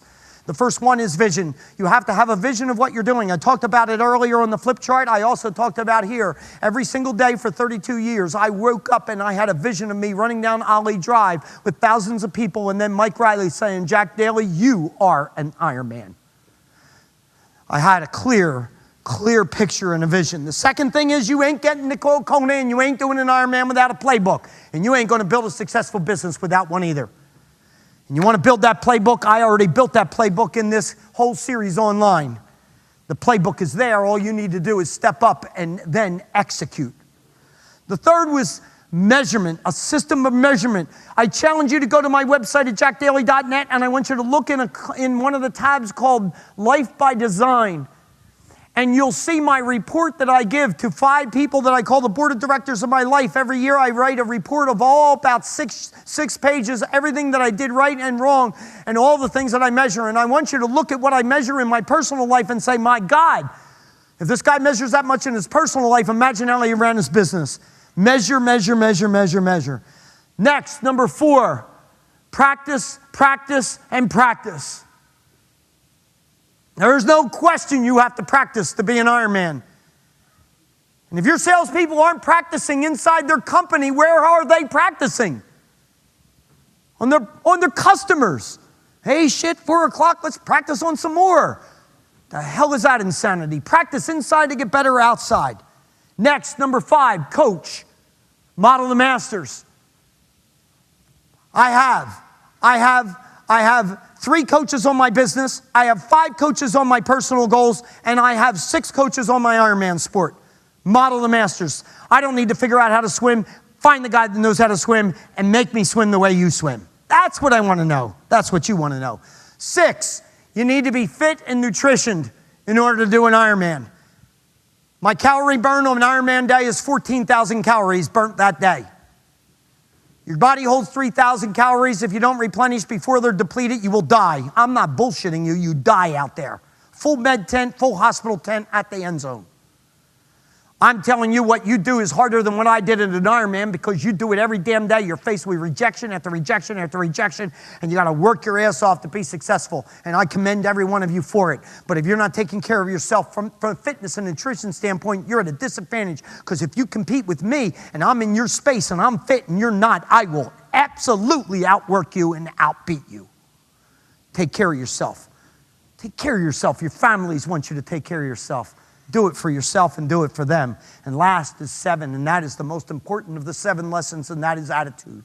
Attitude, 50% or more of success is in the 6 inches between our ears. Getting up every morning and saying, God bless the competition, I'm going to kick their ass.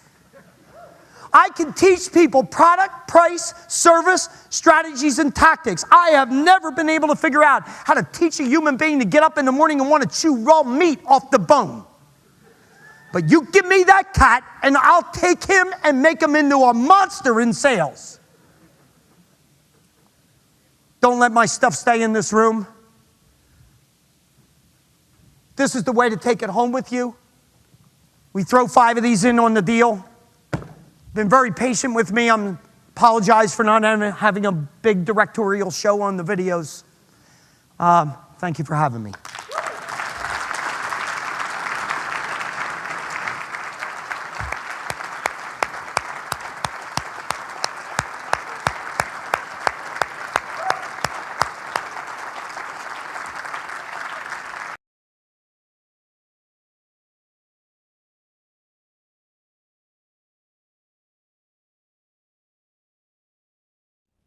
So with no further ado, let's jump in. Let's jump into the content and let's get started with the man that absolutely needs zero introduction.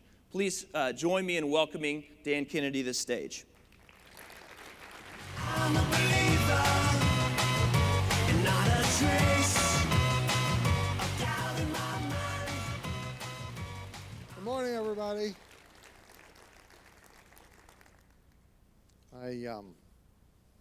Before we get started, I have a crass commercial announcement. Kennedy University is open for business, and I do mean business. So at the end, I'll be in the back to accept bribes. And so if you have some spoiled brat child who you know can't pass an SAT test for love nor money, you can bring them to us. We'll put them on the competitive ballet team at Kennedy University. And the fact that we don't have a team or your kid can't dance really is quite irrelevant. 400 grand in small unmarked bills, you're in.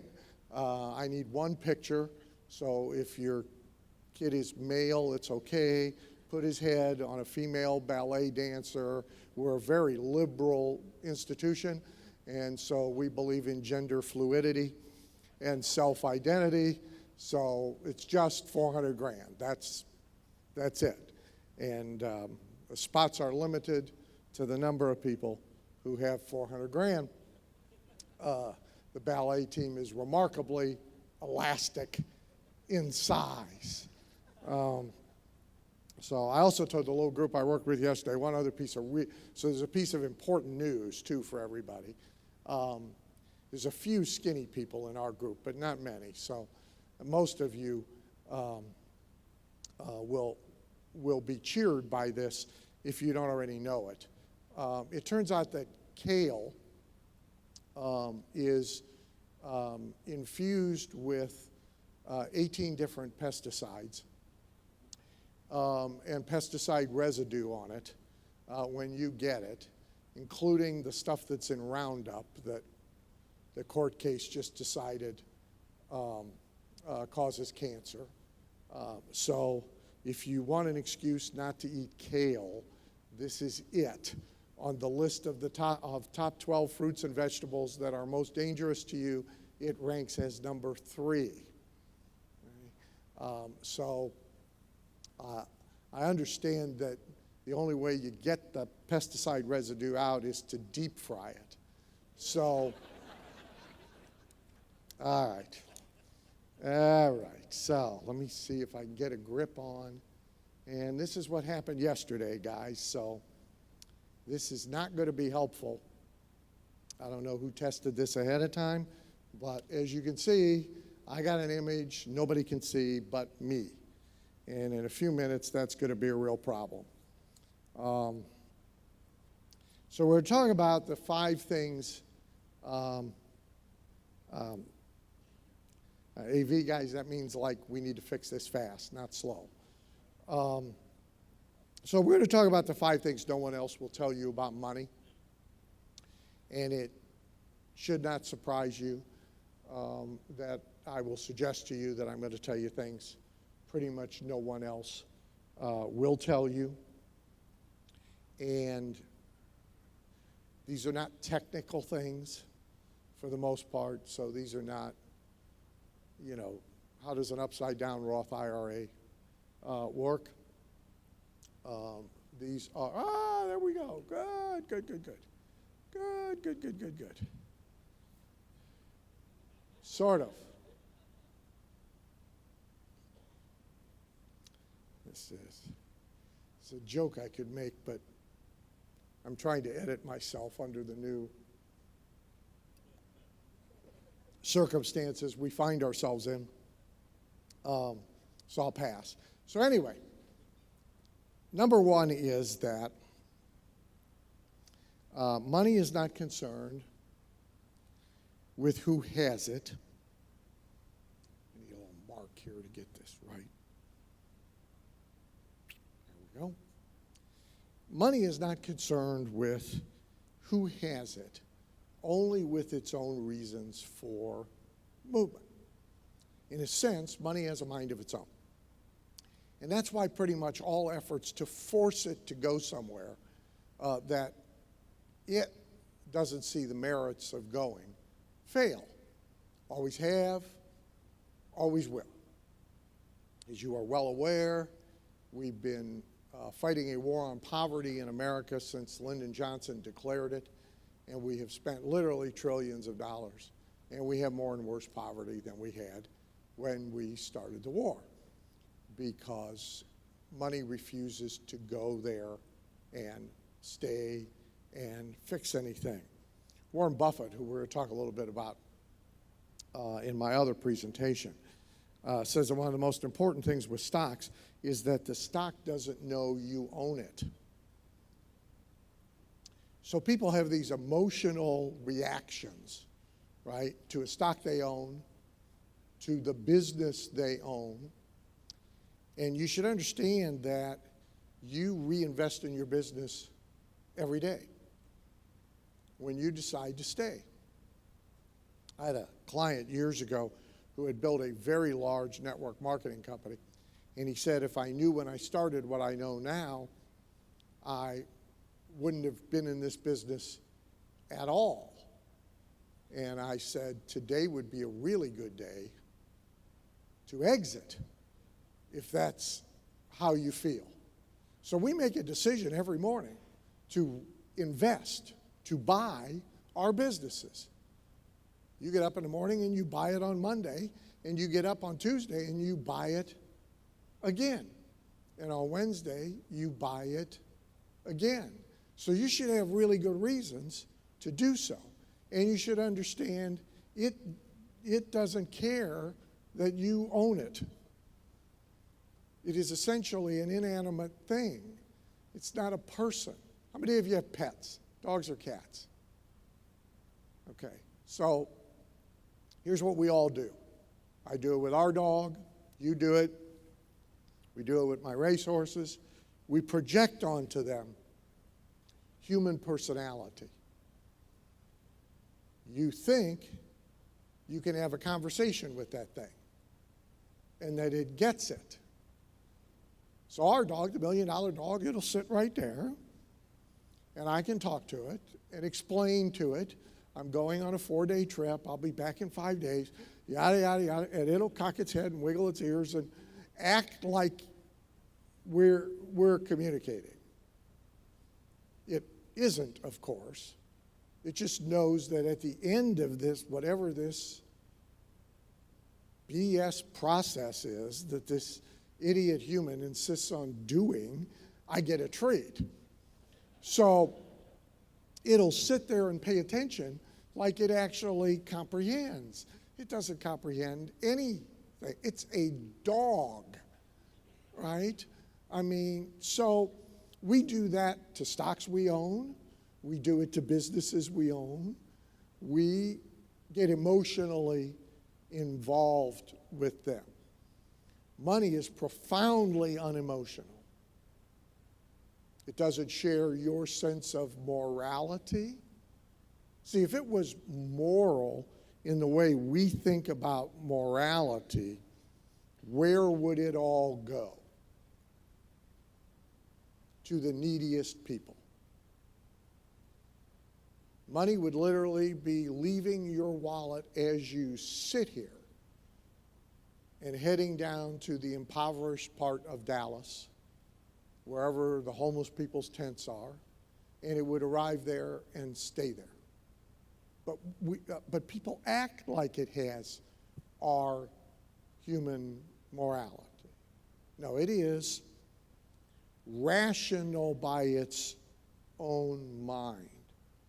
So the task for the entrepreneur who aspires to wealth is to really understand why money moves from person to person, place to place, refuses to stay or stays, so that you can align yourself with it.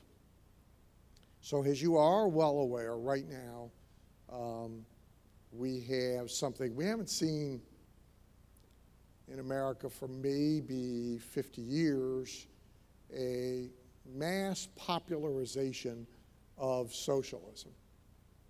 So this is Reagan's explanation from 1981 or 82.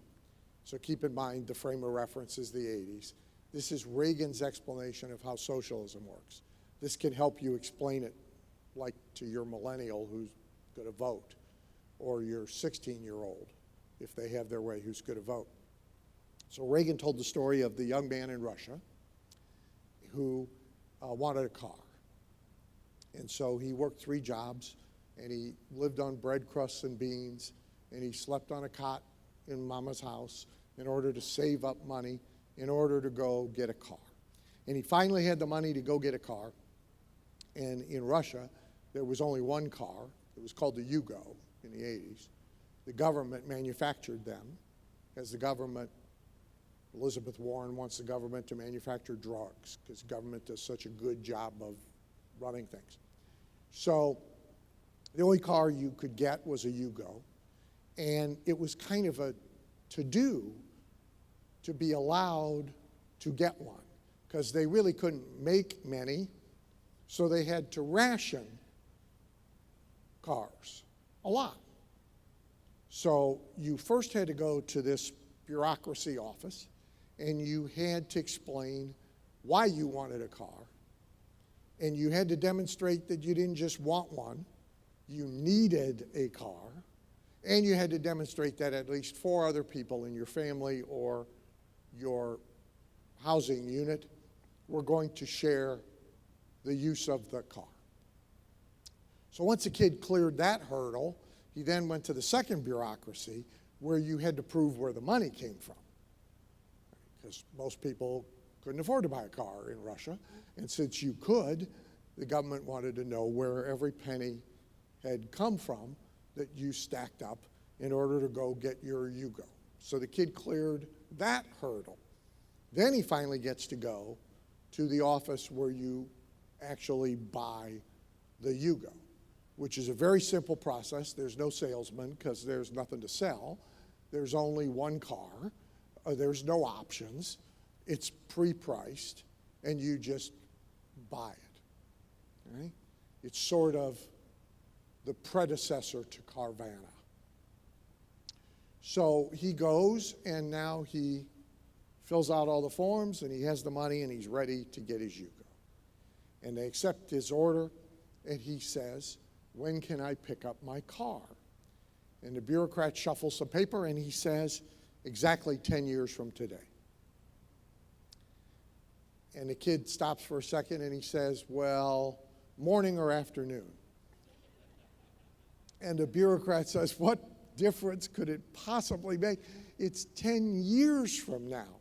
And the kid says, "Well, the plumber's coming in the morning."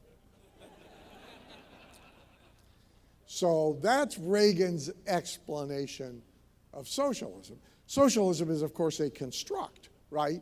To force money to do certain things that by its own rationale, it does not want to do. And so every time it's been tried, every place it's been tried, the force is required. It is always sold first and then imposed and enforced second. And people try and force the money to go do certain things, and the money resists, and the money runs out the back door as fast as it's going in the front door, And as Thatcher said, it sounds good on paper, but sooner or later you run out of other people's money.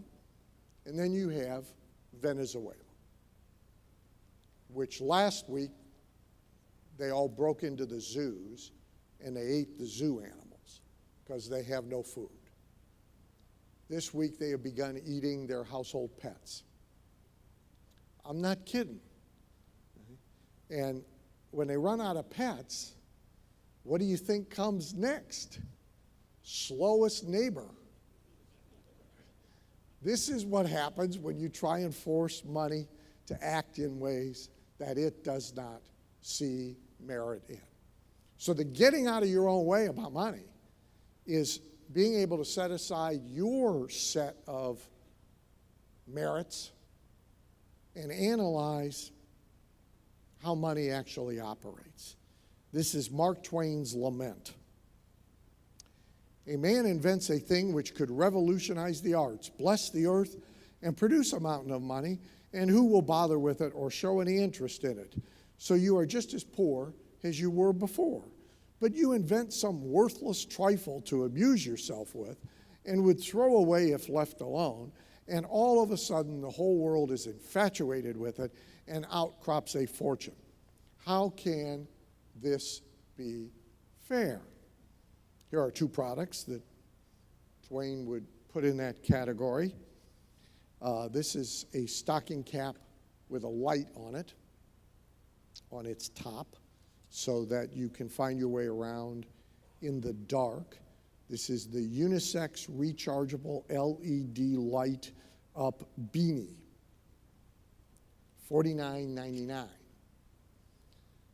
Rechargeable battery not included. This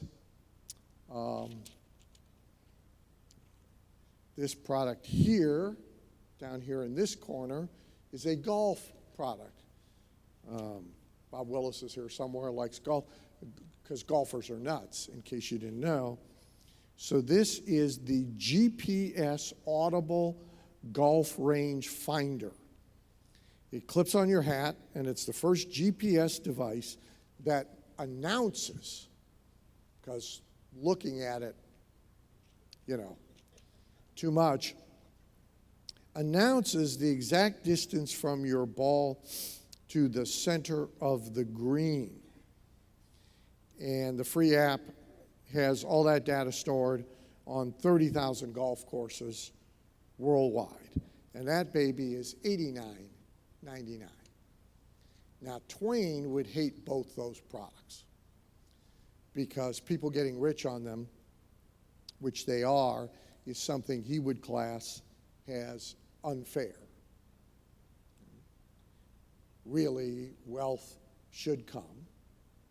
Twain was a liberal, in case you didn't know it, and a frustrated entrepreneur. So we know Twain, most people know Twain as an author. He was an inventor and an entrepreneur and very frustrated with it. So he would think that all the wealth should come, all the money should move about for necessities. You should get rich on toilet paper, but you shouldn't get rich on the GPS golf course distance doohickey that talks. And that's an example of how we get in our own way with money. Clients will say, I don't get it. Customers need this, which I have brought to the market. And they are ignoring it, and they are buying stupid stuff from stupid people. I hear it at least once a month from somebody, and they are merely voicing Twain's lament, and they are revealing their ignorance about money and how it moves. So the thing to know is that advertising, marketing, and selling are nothing more or less than applying the rationale by which money moves to a person, place, or thing for a focused commercial purpose. So let me give you an exact example. People think that people should want to lose weight for their health. If you would like to go broke in the weight loss business, as quickly as possible, make that pitch. Tell that story. Run that advertising. Weight Watchers just tried it. At the same time, they idiotically erased their name, a brilliant move, and became WW. They began running ads that talked about being well, sleeping better, and being happier. This little experiment lasted about a month because nobody responded. Because that's not why people go on a diet. The top 10 reasons that people go on diets are all E-factor stuff, emotional factor stuff. For example, revenge. People go on diets, mostly women, after the divorce sparked by the cheating. It's one of the top 5 reasons they go on diets. So that they can lose all the weight and be visible to the ex. Preferably with a new guy who looks a lot better than the ex. One of the all-time greatest performing advertorial style ads in the weight loss industry was written by a guy by the name of Bud Weckeser in the 1960s, and it is all about what I just described to you. Now, we would think that's not a moral reason why money should move to a diet company out of people's pockets. It's not an admirable reason why money should move to a weight loss company out of people's pockets. It's not a good reason, but it's a reason. Weight loss is very life event driven. If you sell weight loss, you sell by the factor I just described. You sell by class reunion coming up. You sell by wedding in the family coming up. And you sell by summer vacation, beach season coming up. None of it has anything to do with being healthier, living longer, living long enough to see your grandkids graduate from college. None of that stuff.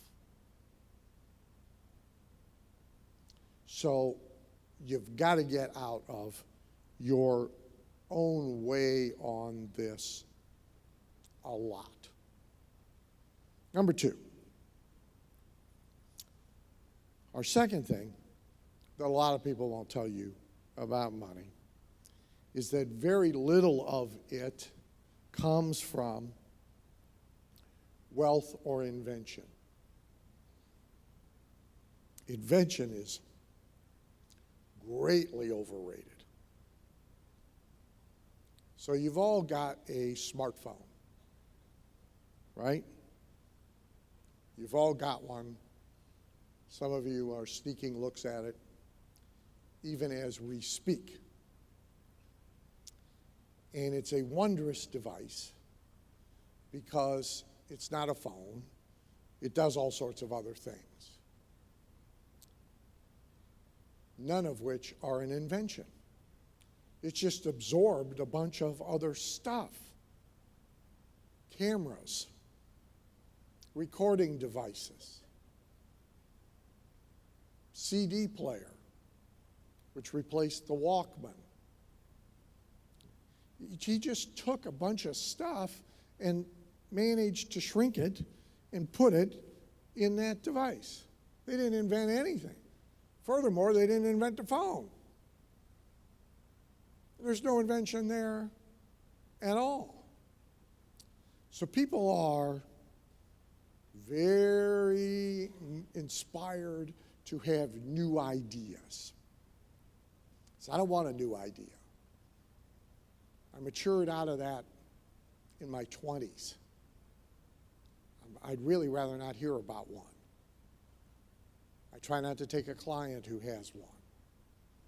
I want to take proven, reliable processes, systems, products, services, and apply them in a new place or in a new way that a market will be responsive to. I do not want to invent. Pioneers come home full of arrows. Almost all first stage companies now that become giants, and venture capital pours millions, if not billions, into them, disappear. Somebody comes along and picks up the pieces and figures out how to make the thing actually work. So for example, Uber, which is going to go public, I think, this year, with some insane valuation, because it's never made a profit, has no idea of how to make a profit. Its cash burn rate month to month is diminishing a little, but it is basically a giant black hole into which investors pour money. That's what it is. They have no profit model. They have a business model, but they don't have a profit model. And it's a practical matter, they probably can't. What will happen to Uber is, as they just settled this $20 million lawsuit, what will happen to Uber, my prediction is, and to Lyft, is that they are going to lose this "these people are not employees" battle.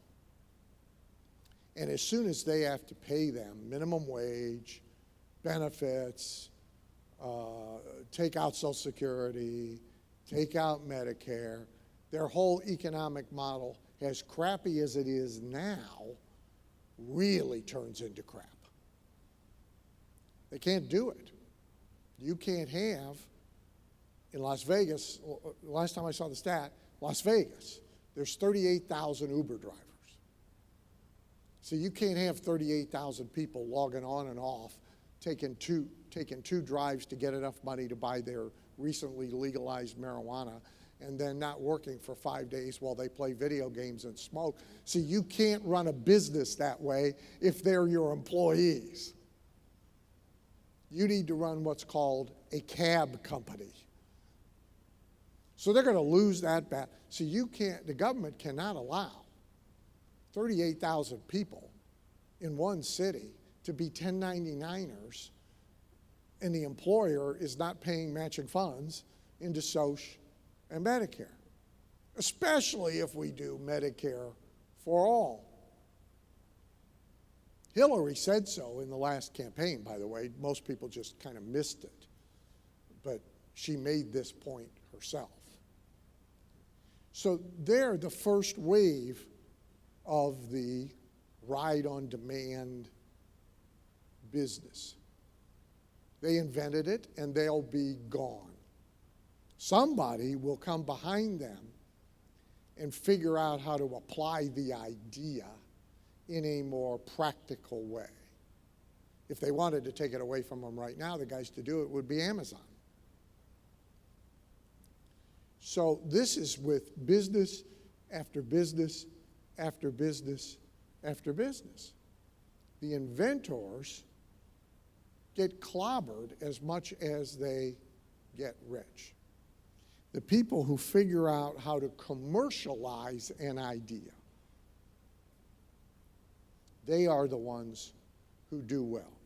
And you don't need a new idea to commercialize. There's stuff in your own business to be commercialized better. There's stuff laying around to be commercialized. There's stuff, things are so poorly marketed. So George Foreman, who spoke at the Info Summit several years ago, so how many of you have a George Foreman grill? Raise your hands, nice and proud, and you learn more looking around at them than you do looking at me. Okay, so the George Foreman grill holds the record for the most units sold of any kitchen appliance ever. Ever. And the buyout of George Foreman's contract at the time was the richest celebrity deal in all of history. Now I want you to think about that. Because the product was a dog for years before it was the George Foreman grill.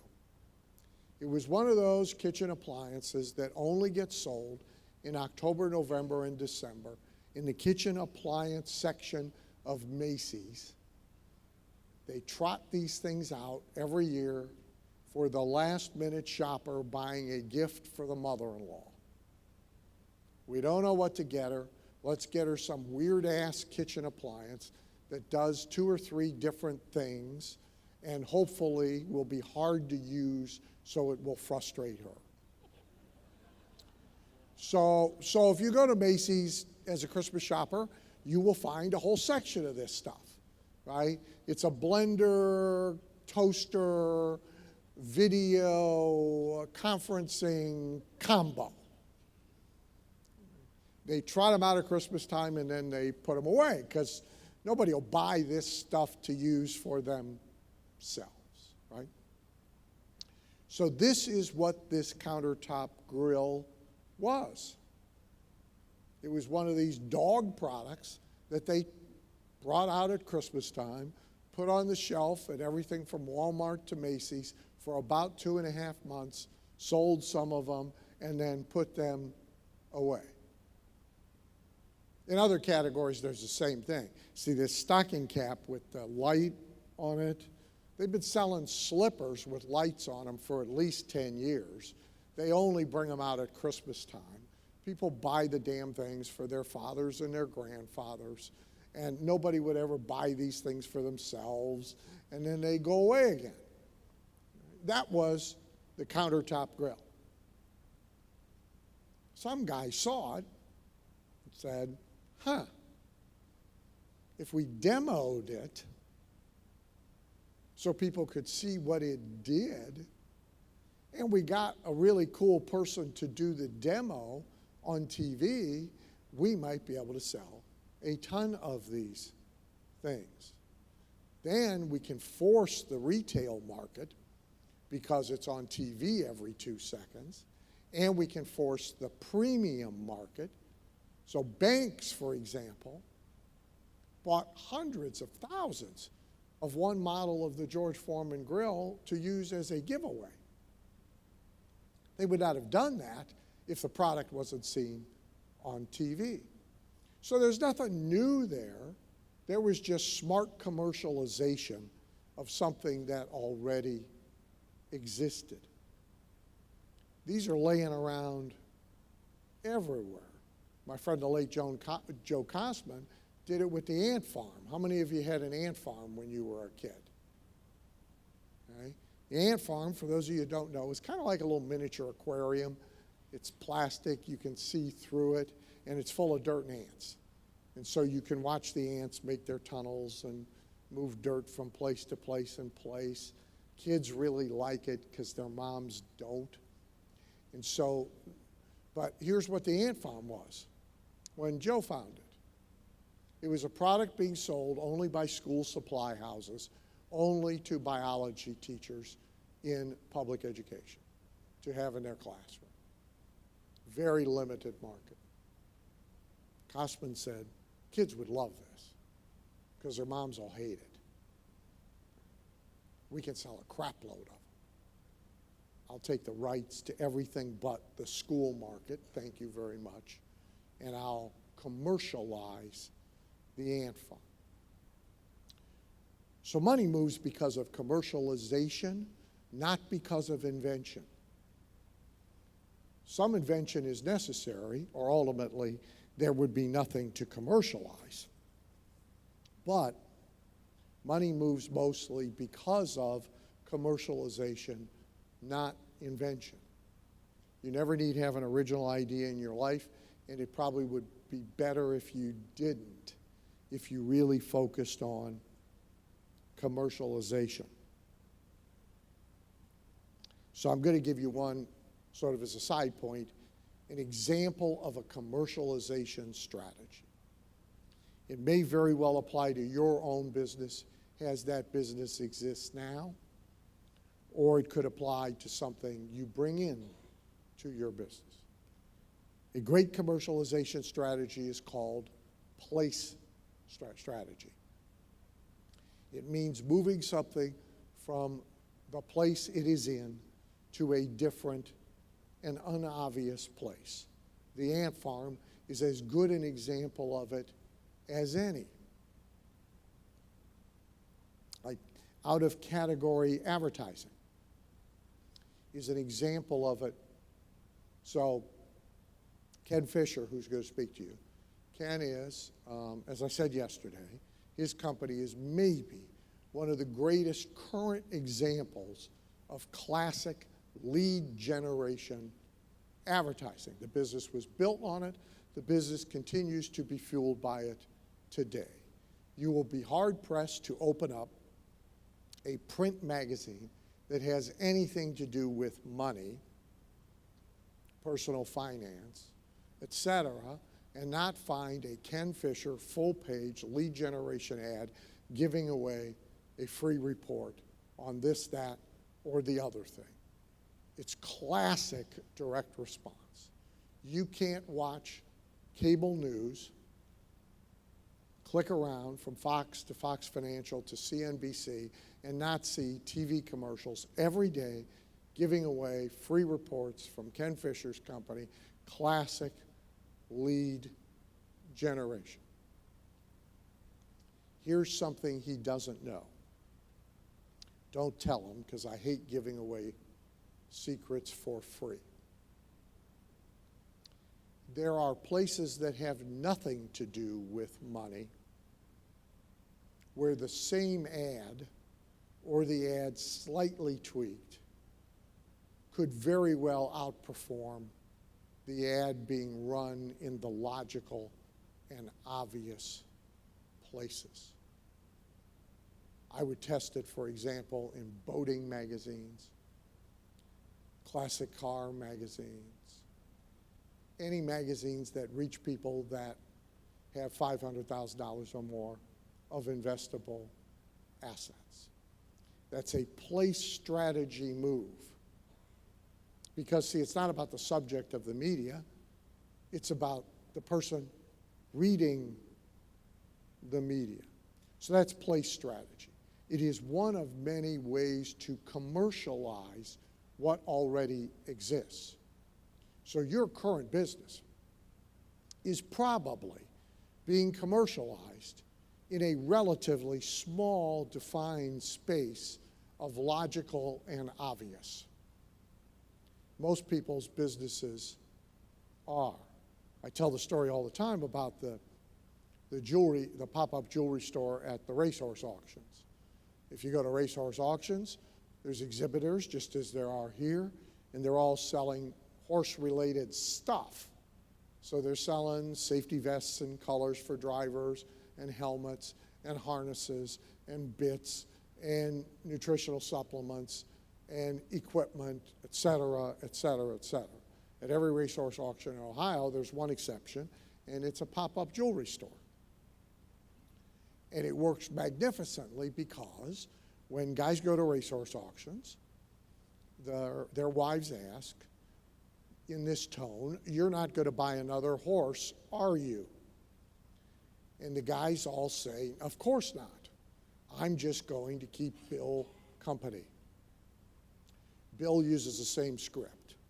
"I'm just going to keep Dan company." And then we all come home with a horse.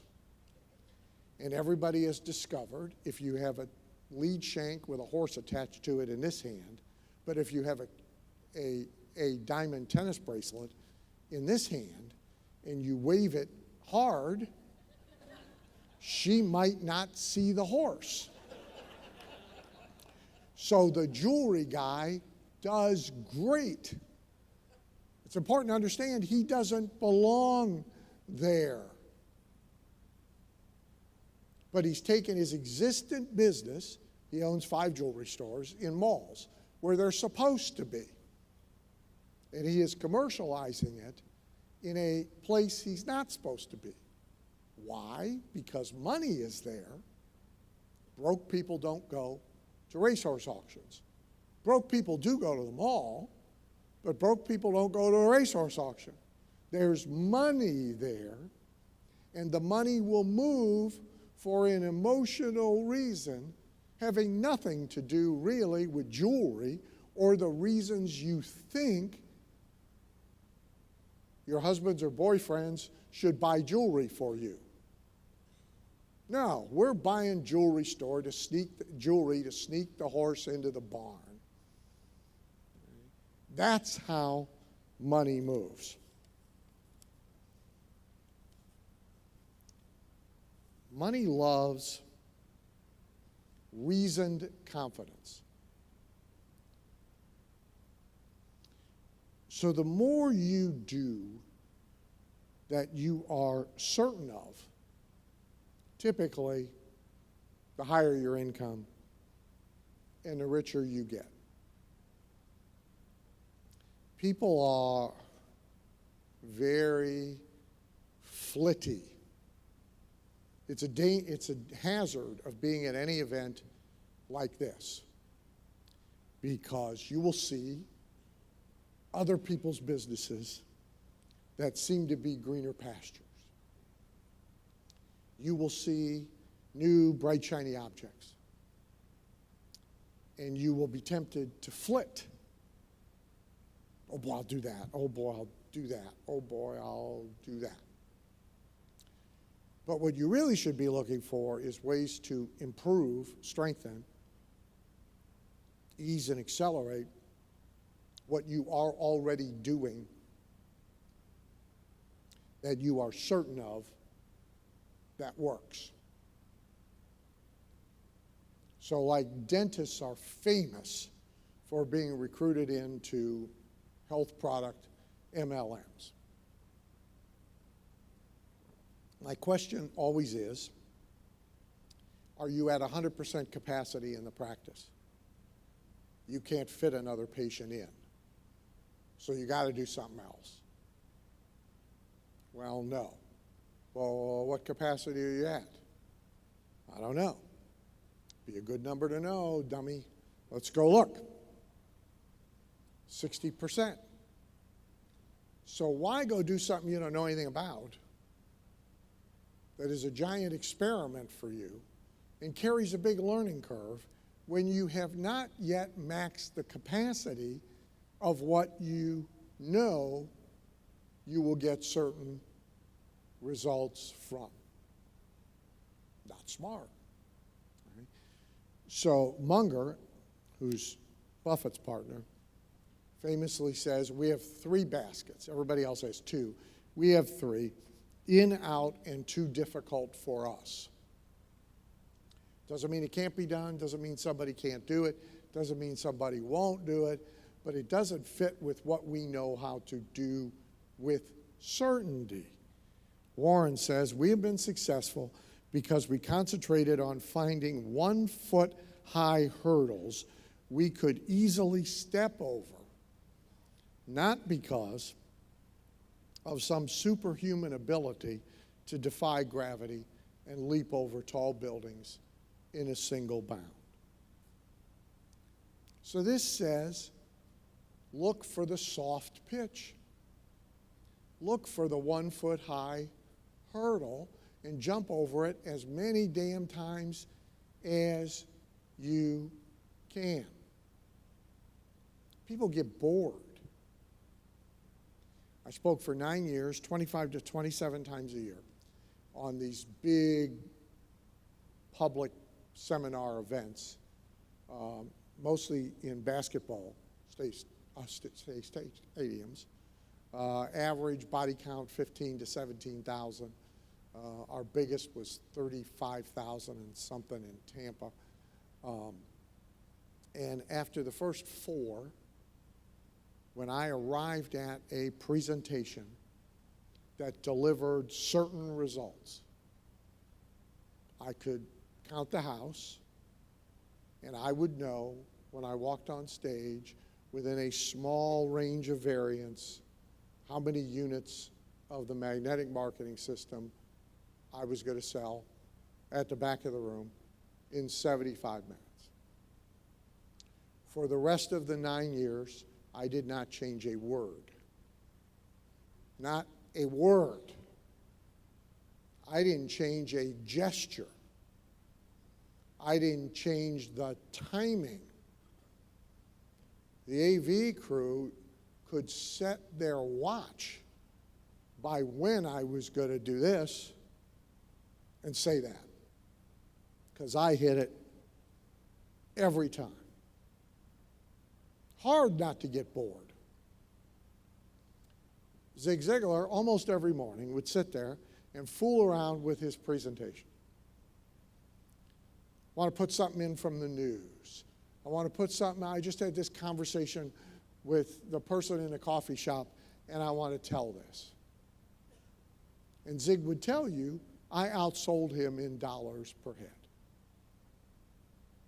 Not because I was better, because I got something that delivered certain results, and I applied it every which way I could, but I didn't deviate from it. We took that speech and we turned it into a long sales letter that went to everybody who didn't buy. That arrived the next week and said, you made a horrible mistake. You didn't buy this stuff. There's a few reasons you didn't. Reason 1, reason 2, reason 3. Now let me tell you why you should. And the rest of the big, long, I think it was 28 pages, sales letter was nearly a word-for-word transcript of what I had done on stage. Why? Because it works. Certainly. So the trick is to apply it in as many different places and as many different ways as you can. So money loves reasoned confidence. It is attracted to people who know what the hell they are doing. It's that simple. If you are doing a lot of what you know delivers certain results, that's better than doing 3 times as much, 4 times as much, 5 times as much of stuff you don't know the certain results from. People who get and stay rich say no a lot more often than they say yes. This is antithetical to the entrepreneur. So it is a major thing we have to rein ourselves in on, because our instinct, our impulse is to say yes to just about everything. So the more successful you are, the bigger the problem. Because the more visibly successful you are, the more people march into your office, figuratively or literally, with ideas. And you go, oh boy, let's do that. Let's do that idea. I have a friend here I kind of saved. There's this thing called Bitcoin. Everybody got infatuated with. Our industry got infatuated with it. People, so I know one, for example, a longtime member of ours, brick and mortar business. I won't name the business. I won't name the state, but maybe one of the 10 most successful of its kind in the country, about 15, 16,000 of them. He certainly was in the top 10. Took his eyes completely off the business to chase Bitcoin. Not just to buy the stuff, to coach others in how to buy the stuff. So Wall Street Journal yesterday, Bitcoin is in the longest slump of its 10-year history, forcing even its most ardent supporters to shelve dreams of global disruption. The big long article, not only is Bitcoin in the toilet, the copycats are in the toilet, the blockchain companies that were going to move all this crap around from place to place, they're in the toilet. And tons of people maxed out their credit cards to buy this crap, go to seminars about it, put seminars on about it, create coaching programs for it, and many of them had very successful businesses that were nowhere near capacity. Even if it was real, it's stupid. Now, if you know anything about the history of scams, you would have known instantly it wasn't real. Furthermore, if it turned out to be real, there would be plenty of time to make money as an investor in it later. You don't have to be first. That's not how these things work. I resisted Amazon for years. I was a big skeptic. I came to understand something about Amazon, and on the day I did and I understood something different, I bought a crap load of the stock. Amazon had already been in existence for I don't know how long, but a long time. When I bought it on a big downturn, I have 1,000% gain at this point. I didn't buy it when Bezos first talked about it or went public. The same is true with other stocks. So people who get and stay rich say no a lot more often than they say yes. Number 3, successful use of direct mail and print is required. Many people will tell you the opposite today, and they will do everything possible to drag you away from offline media and drag you to online media exclusively. Paper, envelopes, stamps, magazines, expense, Facebook's free. Well, there's 2 quick facts you should know. 1, there is above $1 million a year. There is no such thing as an e-commerce company. They do not exist. They all use offline media. I'll show you an example that just came in my mail. I mean my real mail. This is from LinkedIn. It has a little plastic tip-off card on it, okay, with a deadline on it to save $50 on my first job post. And it's a printed sales letter. Now, they don't know what they're doing. Don't misunderstand me. Okay? So for starters, the back is blank. Well, you can't be dumber. Okay? Paper's expensive, ink's cheap. Okay? So they don't know what they're doing. All right? They have mailed this to me because, why? Because they can't get enough people to respond to them with online marketing, even though they are an online company selling the use of online media exclusively to hire people for your company. But they can't get enough customers, so grudgingly, they have let the kids experiment with direct mail. Now, they're screwing it all up. That's not the point. The point is they feel compelled to try. That's the point. This also comes with a printed brochure. I would like to have been in that meeting. Brochure. What's a brochure? Oh, it's that thing your grandfather has at home from AARP. Oh, really? So this is a trifold, 2-sided, give them credit, trifold brochure with their sales letter. Google and Facebook are huge print advertisers, TV advertisers, and radio advertisers. They own online media. It really is free for them. They own it. But they can't generate enough business with it. So in order to convince you to use it as your advertising media, they have to advertise in printed magazines. The largest e-commerce convention in America every year sends me, last year was a 36-page printed catalog of everything that was going to go on at the e-commerce convention to get me to register to come to the e-commerce convention. Why? Because they have to.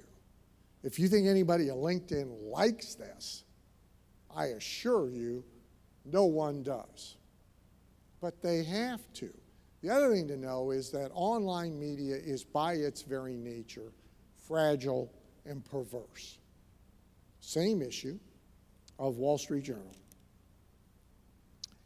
Facebook is removing age, gender, and zip code targeting for housing, employment, credit-related, and financial services advertising. So think about that. Yeah, you can advertise on Facebook.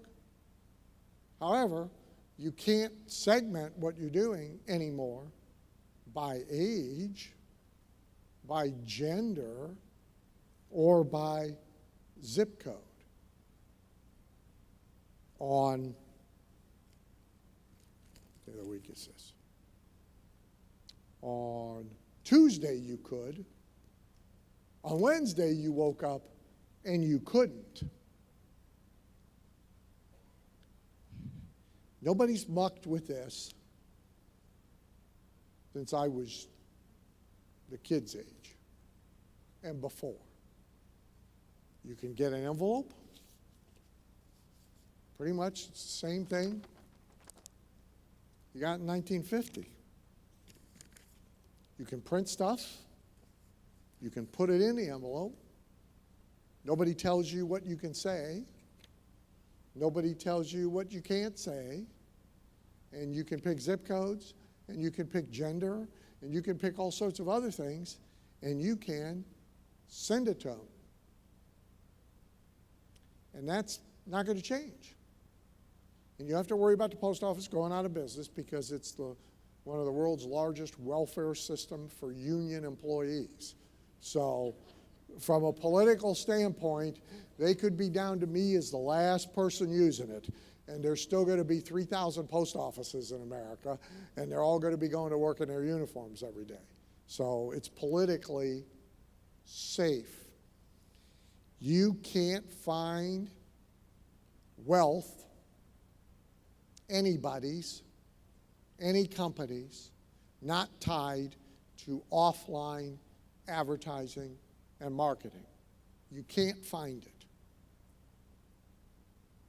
That tells you you can't afford not to be there.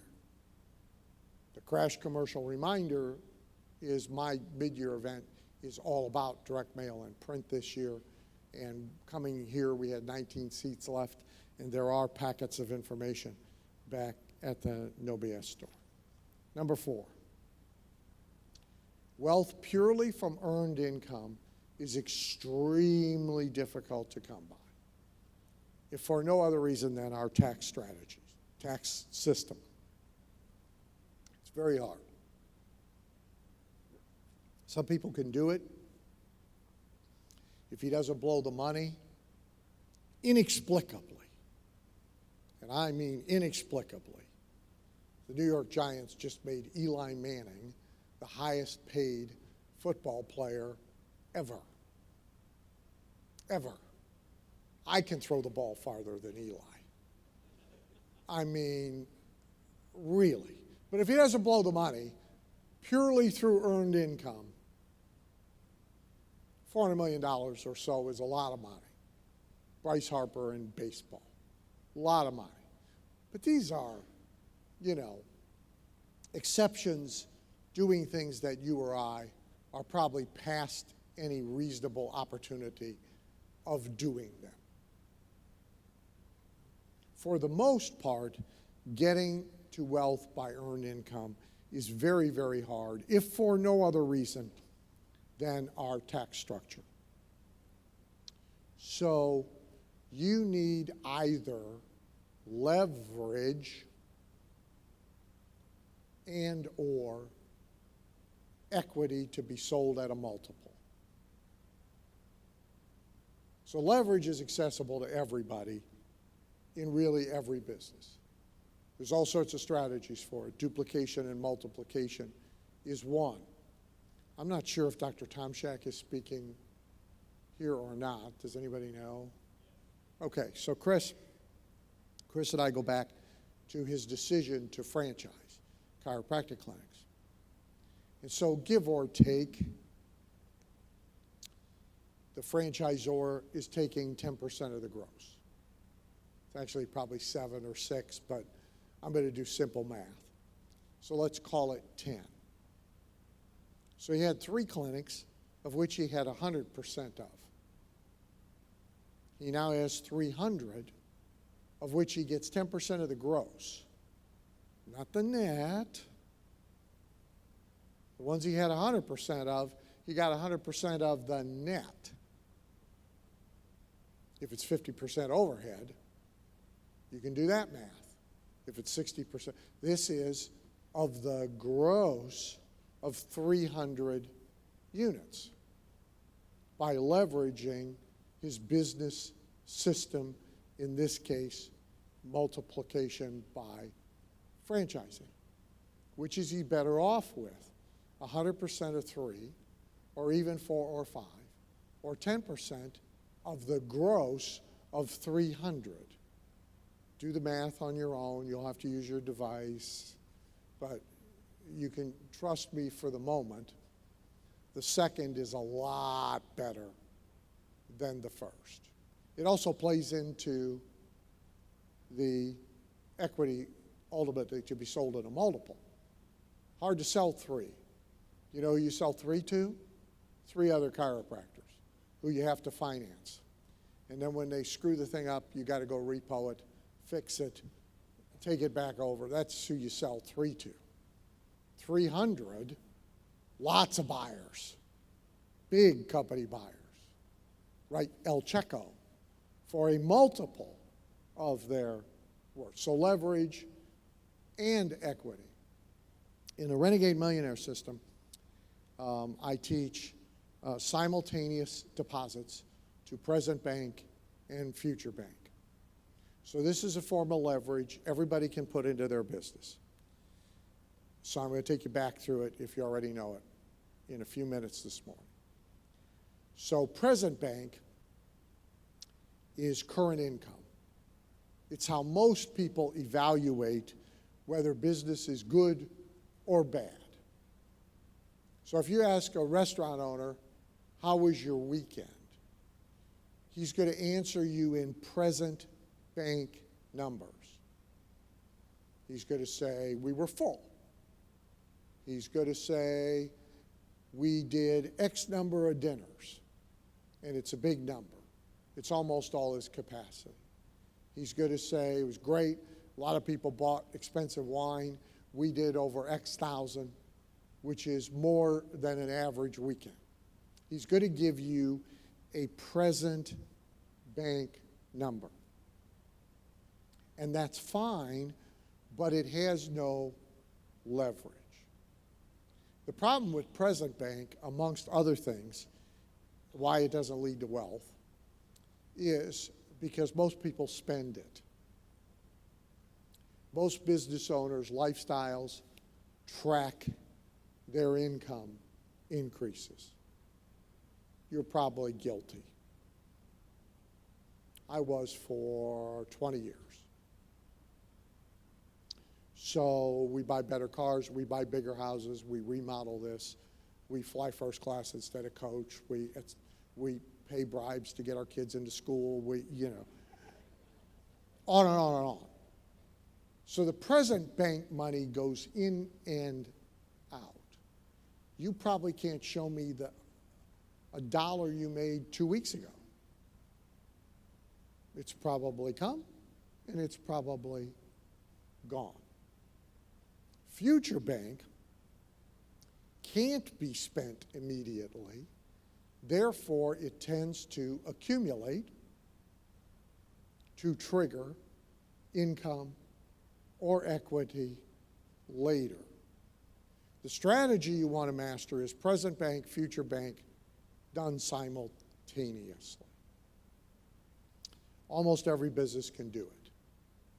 So when I was speaking a lot, 70, 80, 90 times a year, and on the road constantly doing it, which is why my real age is 108, because you do like dog years for the years you're on the road. You multiply it by 7, and I've been on borrowed time for a while. The present bank money was fee if you got it, plus what you sold that day. At those big events, every day was at least a $100,000 day. However, that's just present bank money. There's no leverage in it. There's no future equity in it. It's all taxed as earned income in its current year. The more of it you make, the more of it you give away in taxes, et cetera, et cetera, et cetera. Lifestyle expands with that income. Gee, you're netting $100,000 a month now. We got married, we were not netting nothing.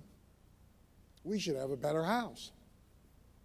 It's actually hard to argue against that.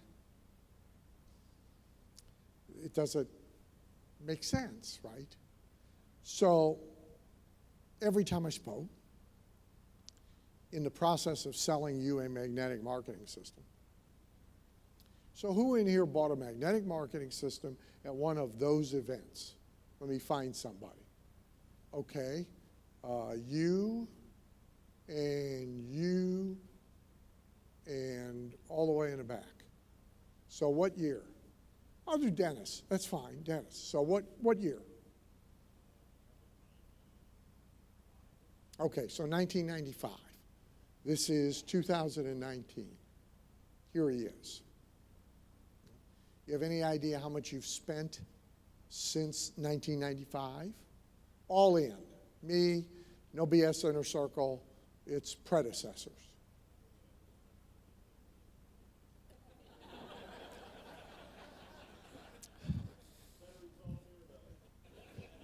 Maybe more. I'm the better bargain, by the way. So the sale I made to him for $278 on a Thursday in 1995 is actually quite irrelevant to wealth. Getting him, keeping him, monetizing him without always having to put him in a room and do manual labor to get the money is where the wealth comes from. So let's take a restaurant. That guy you ask, how was his weekend? And he says, it was great. We did 5,000 and we usually do 3,000. It was great. Every table was full. So here's his future bank number. The number of first-time customers, data captured, including birthdays. That actually should be the statistic he answers you with that he's more excited about if he understood present and future bank. Because if I have your name and your address and your email and your phone, and I know your birthday, and I didn't food poison you when you were there, and I have the person you were with, their birthday, I have certain opportunity. 90% of Americans go out to dinner to celebrate their birthday. days.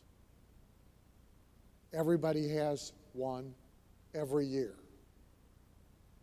They're spread out over the year. Some people have them in 1 month. Some people have them in another. 60% of the people who go out to celebrate their birthday in a restaurant take another couple with them. So they bring a new first-time customer in when they come, whose data we can capture, etc. If I'm any good at all in marketing, and I have that list, I will be able to monetize Dennis every year the month of his birthday. Plus, he will bring me another one. They will bring me another one. The really smart restaurant owners who use this marketing strategy do birthdays, half birthdays, so we can monetize Dennis twice a year, not once a year, and wedding anniversaries. So if the restaurant owner said to you, oh yeah, we had a great weekend. We got 46 new 3x5 cards filled out with people's names, addresses, and email addresses, and birthdays, and wedding anniversaries on them, that would be the wealth answer. He will give you an income answer. That would be all the leverage in his business. So most businesses, of course, don't do this at all. They don't really work at monetizing past customers. I just saw right before I came here in our little community newspaper a 2-page, full-page ad spread by the local company that does power washing. They come out to the house, they after winter leaves, they power wash the driveway, they power wash the house, they power wash the deck. I used them 3 years ago. Never heard from them since. But they're spending money on 2 full-page ads in the damn newspaper when they could have, called me. They could have sent me a postcard. We're going to be in your neighborhood. You can save 20% if you book while we're there. It's been 2 years since you had your cleaned. It looks like crap. Call us. See, that would be where the leverage was, okay? Because they wouldn't incur the cost of new customer acquisition. Right now, I am going to call them.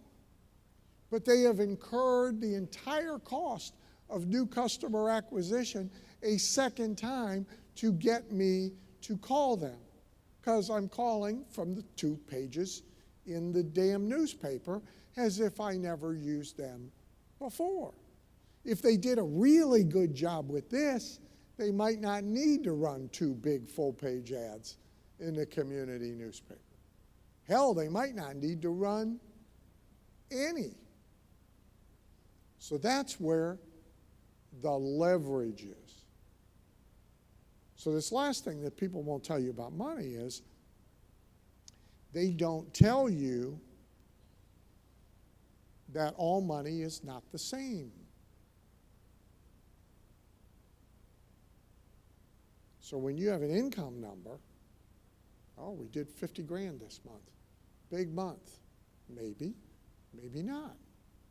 Where'd the money come from? In getting the money, did you also get any future bank from which you will have leverage? I'd rather have less current income and have it all create future bank at the same time than I would have more present income and have it not create future bank. All right, so nearly the last thing that people won't tell you is that goals are vastly overrated. This, by the way, great minds run in the same gutter. This is from a Titanium member and client member of mine, Dr. David Phelps. This is his newsletter this month. I'm sorry, having a goal is not enough. A lot of what's taught to people about goals falls into the category of magic and mysticism. It's a version of build it and they will come. Set them and somehow they will happen. The only quarrel I ever had with a metaphysical speaker friend of mine who I employed for a number of years, who spoke exclusively about money and wealth, is he would teach people write your 5 goals on the 3x5 card, tape it to the back of your refrigerator, never look at it again, go back and get it in 5 years, and you'll be amazed at how many of them came true. This implies that the act of writing and taping the card on the back of the refrigerator somehow makes something happen. Trust me, it doesn't. You could write a list of the 5 people you most wish would drop dead and put it on the back of the refrigerator, and it is going to have 0 impact on who drops dead and who doesn't. Feel free, by the way, and if you pick old and reckless ones, somebody will drop dead in 5 years that you put on the card, thereby validating the magic and the mysticism. But it's nonsense. That doesn't mean that thinking through goals isn't valuable. It is. It's a good idea to know. Somebody came up to me and asked me about the second Titanium group, Titanium Brick and Mortar, which has openings in it, by the way. And my immediate question was, here's the business, which I already knew is business. Is it really appropriate for me to be in there? My question was, 30 seconds, where's your business now? Where are you trying to get it to? So you got to kind of know. But the idea that itself really drives anything, it doesn't. So you can go online, or you can go to your AAA office, and you can get a trip all laid out for you, right? I want to drive to Orlando from Cleveland, and they will lay the whole thing out for you. Your GPS will do it as you go, but they'll give it to you all in advance, and here's where the world's largest ball of twine is, so if you get off Route 4, you can see that, and here's a good place to stop for the night, and you can go get all that. If you never drive out of the driveway, it doesn't get you to Orlando. It's unacted upon goals. There are people that do this, by the way. Their hobby is bucket lists and goal setting, and the 20 trips they're going to take that they never take. It's like confusion of goal setting with work. Because the truth is, doing the work is vastly underrated. And even if you are temporarily operating without a lot of clarity about the goals, but if you do the work, you'll achieve more than if you don't. So of the 50 currently richest fiction authors, James Patterson, J.K. Rowling, of the 50 richest current fiction authors, how many of them do you think start their book with an outline, the way you were taught to do it in school, full character profiles, the way you would be taught in a writing class, knowing how it's going to end in advance. What do you think? Who said all of them? None of them. None. Not one. Not Lee Childs, who writes the Jack Reacher novels. Not Rowling. None of them. They do the work. They start writing. Some have a general idea. Lee Childs, who writes the Jack Reacher novels, will tell you he doesn't know who's going to appear. He doesn't know how it's going to end. He doesn't know shit. He starts right now. He's got a formula. If you know the character, he's this ex-veteran, military veteran guy, cop, who's now kind of loose. If you saw the movie with don't forget that Tom Cruise as Jack Reacher is the most ridiculous thing ever. Jack Reacher is a 6'8" big guy. And the formula is he just roams around. He doesn't have a house. He doesn't. And so the formula is Lee Childs drops him in someplace. Oh, I think I'll drop him in a small town in South Dakota this time. And he encounters something, and he gets involved. That's the formula. But here's what Lee Childs does do. Every morning, he gets up, and he gets some coffee, and he goes to the computer, and he does the work. He writes. Now, that's what all 50 of them have in common. They write. So clarity is a wonderful thing. Lack of it is often problematic. But even more valuable is doing the work, is figuring out what your high-value work is and doing it whether you know exactly where it is taking you today, this week, or this month, or not. People are often interested in me being prolific and churning out as much as I do. I haven't created an outline in I don't know how long. It's not how I work. And the stuff you get on a regular basis, I just do the work every day. I write.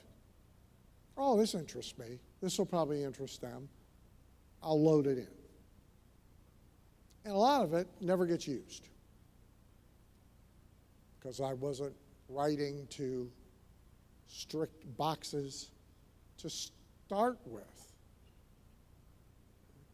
So how many are Diamond members? What the hell's wrong with the rest of you? So how many of you like the weekly faxes or emails if you get them there? Good. How many would, so if I told you that for every one you see, there's 5 that go in the trash can that I wrote, how many of you would like to see the 5? Yeah. See that, by the way, that would be an easy sale, wouldn't it? I'm not offering it. I'm just telling you, for every one you see, there's 5 you don't. And candidly, in some cases, the ones you don't see are a lot funnier and a lot more interesting, but I'm not ready quite yet to totally end my career.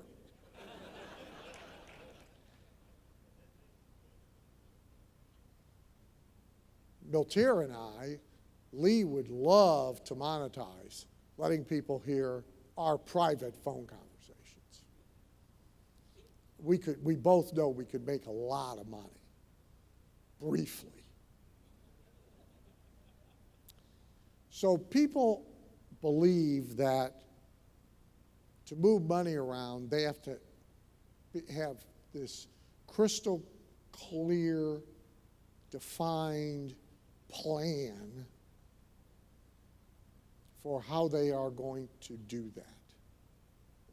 Let's remember, Bezos started out to build an online bookstore. This thing was not the grand scheme that people would give him credit for, which he freely admits. Edison was both an inventor, an entrepreneur, and a charlatan. So he raised a ton of money from investors for inventions he had no intention of making, and then made something else that was actually practical. And in many cases, the loser led to the winner. So the fifth and last thing you need to know that a lot of people won't tell you is that more fortunes lack the grand scheme behind them than have them. People wind up in a different place than they thought they were going to go, and doing their work took them there. So you will figure out what your work is, what your highest value, highest skill, highest interest work is, and do it every day. It will lead you to productive goals, and it will attract and it will organize money. So I say that money only remains a mystery to those who prefer the mystery. There are lots of people who prefer the mystery. All poor people do. You know how we know they prefer the mystery? There's a free public library. There's abundant opportunity. Speaker you're going to hear tonight started with $587. Built a $100 million company. By the way, it happens all the time in this country, particularly in this country. Right? So a lot of people prefer the mystery. It's a version of preferring good excuses to achievement. It ain't that mysterious. There's some fundamental reasons why money moves from person to person, place to place. They're not that mysterious. They're not concealed. You can figure them out. If you take everybody on the Forbes 400 list and you go get their biographies and their autobiographies and you read them, all the secrets are visible. And there's common threads. Everybody's different, but in many ways, every wealthy person is the same. So take these 5, find another 5, try not to get super distracted from them, do the work and work with what works. Exploit the unused capacity that exists in what you already know to do for certain results. Thank you very much. That's my time this morning. And I will see you many times during the event.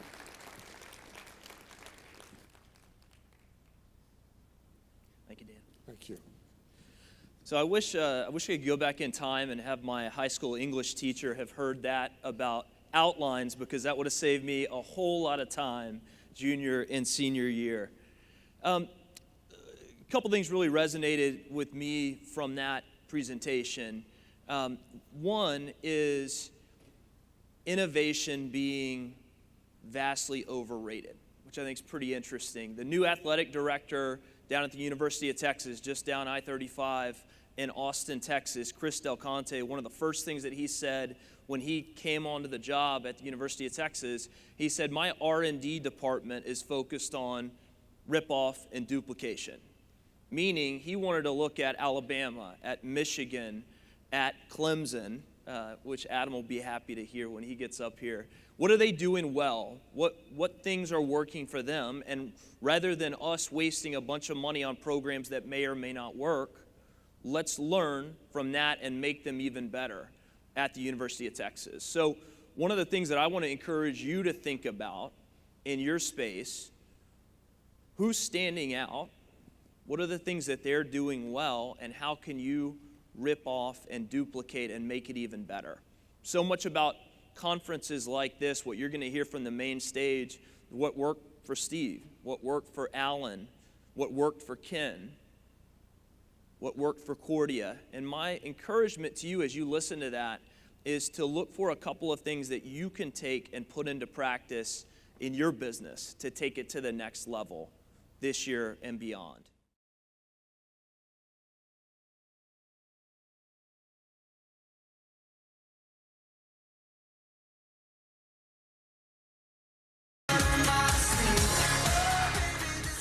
Well, thank you, Dave, for the nice introduction. He does that so well, doesn't he? Hopefully I'll live up to the billing.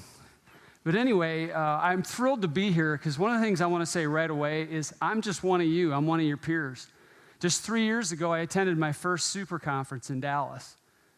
And 3 years ago, and you know, I implemented, and this is what you get when you implement. They stick you up here on stage. And then to make it worse, my very first time I've ever spoke here, they put me between Dan Kennedy and Penn Jillette. It's like, are they trying to kill me or something? So anyway, I'm an operator. I'm a CEO. I'm not really a professional speaker. So anyway, I hope what I share today from my story about our company will be encouraging to you. The title of my talk is, let's see if I can make it work. I can do it. Building an Empire. I actually changed the subtitle, 6 Drivers that will transform your small business into an enterprise.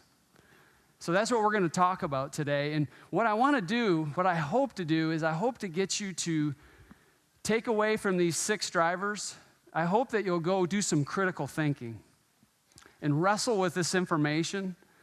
And I hope that when you do that and you start to implement, you'll start to see your business go to the next level. Well, where we're going to go this morning, I'm going to talk a little bit about my origin story as an entrepreneur, because I was a banker, and you're probably wondering, how does a banker become an entrepreneur? The second thing I'm going to do is make the case for becoming big, for pursuing a strategy of building an enterprise. Third thing I'm going to do is I'm going to share probably the darkest moment in my professional career 8 years ago. And the reason I'm sharing that with you is because I want to encourage you, if you're in a tough spot right now, or if for some reason you think that you can't scale this mountain that I'm going to be talking about, let me tell you, you can. And then the last thing we'll do is we'll get into the core 6 drivers. And I thought, you know, we might have a little fun here and listen to Pinocchio, the motivational speaker. Maybe not. Well, did you know Pinocchio was a bad motivational speaker? I look around this room and I see nothing but untapped potential. You have potential. You have... Oh, boy.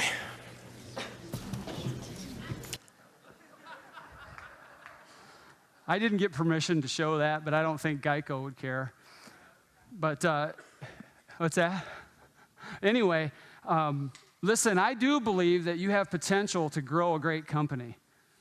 But I'm not going to lie to you. I'm not going to be Pinocchio. I'm going to tell you it's a lot of work.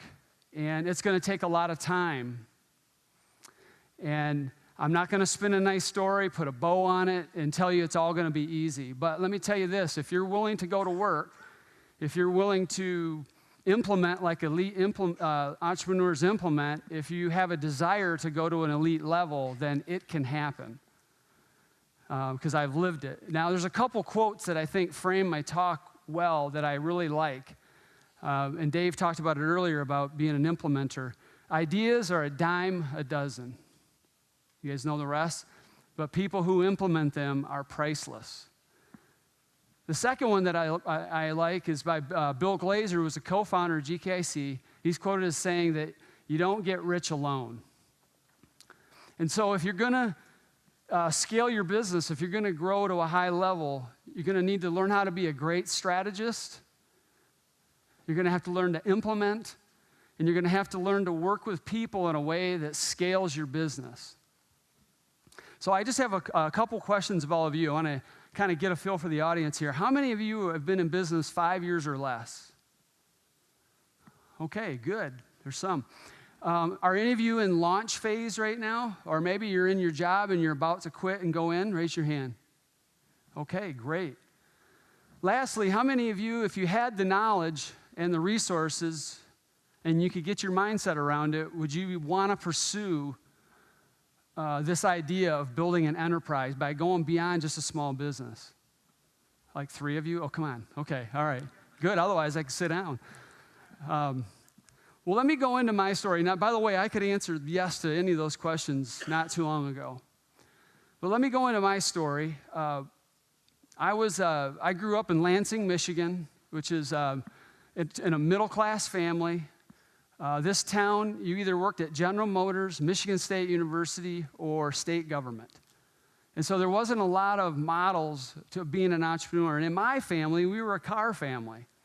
So going all the way back into the 30s, my family worked at General Motors. And that's where my dad worked. He was 33 years in the factory in Lansing. But thankfully for me, he had a bigger vision for his kids. He didn't want us to get stuck in that factory trap. Now, I'm not saying that's a dishonorable career at all. I'm just saying that was what he wanted for us. And so I ended up going to college, and I got my degree. I went to a large bank in Detroit and went right into the corporate lending training program. And I was really excited about that. And I got my MBA at night. And I did everything that I thought I was supposed to do to follow that traditional path. And let me tell you, I don't know if you know where I'm going with this, but after 8 years of that, I was literally dying inside. It was like, if I got to do this the rest of my life, I don't know what I'm going to do. You know, I was only like 30 years old at this time. And let me tell you how this happened, why it happened. Well, what happened was when I got out of school, I had a great professor, and he encouraged me to be a reader and to be a constant learner. And so I had developed a study ethic right away, and I started reading a book a week right out of college. And I still continue to do that today. The other thing I did was I invested thousands of dollars every year, all through my 20s. I still do it now. I'm in Dan's 100 grand club that he likes to talk about.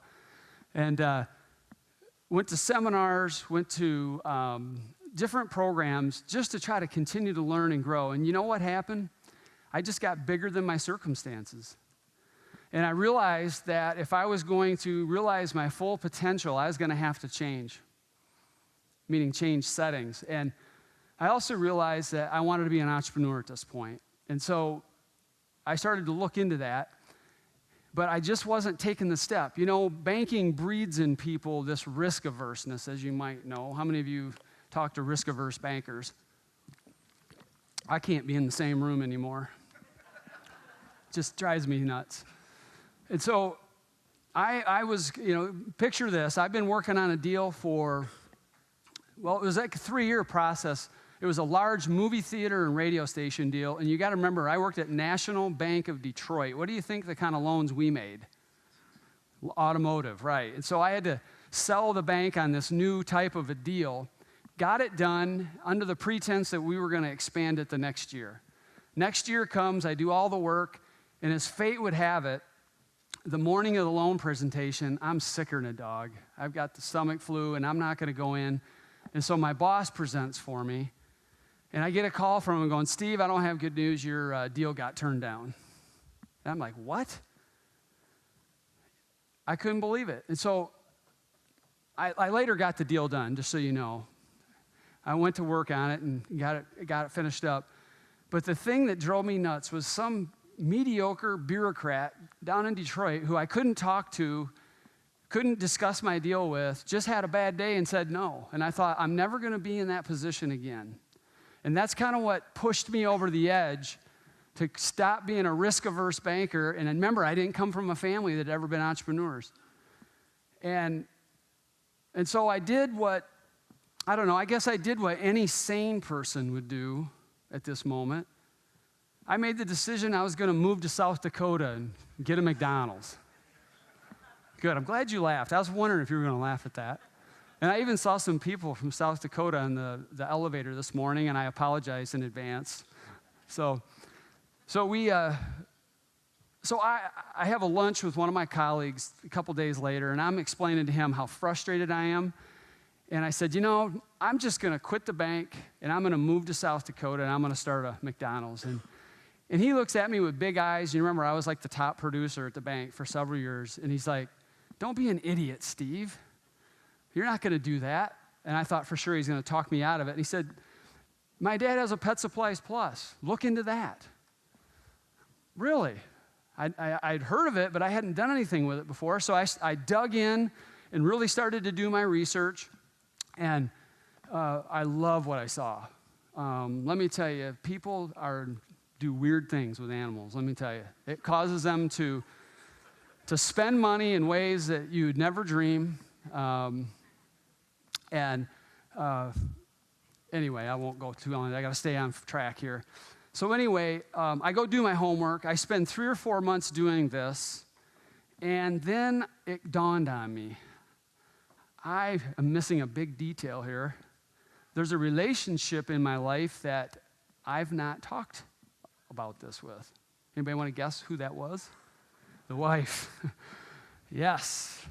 And I'm already there. I'm quitting, and I'm going, and I'm going to start our own store and start our business. And I thought, okay, this might not go so well.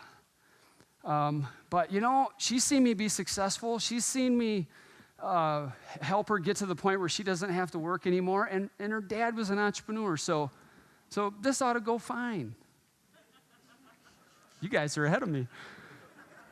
And so I sit down with Heidi, and she's sitting back there, and she's awesome, little blonde back there. And I said, I told her about it. And this was her reaction. She says, you want to do what? Let me get this straight. You want to quit your 6-figure paying job. You want to give up all your stock and all that stuff that that's going to vest in the next few years. You're going to sell our house. You want to sell our house that we just moved into, is our dream house. And you're going to move me and our 2 little kids to Wisconsin with no family so that you can own a pet store? You don't even like pets. It's true. Don't tell anybody. And guys, have you ever been there? You're in deep weeds at this moment. And later on, she came back to me and said, look, she turned around. She was not happy. It was not a happy walk, okay? And did I tell you she was 6 months pregnant when I told her this? Not a smart man. I'm a stupid man is what I am. Well, I was 30 at the time, so 31, you have to get me a little break there. So anyway, she comes back, says, look, if this is what you want to do, I support you all the way. And she's been by my side for 19 years. And it's been awesome. But that was thank you. But that was like 2 months later, okay? I had to struggle for a little while.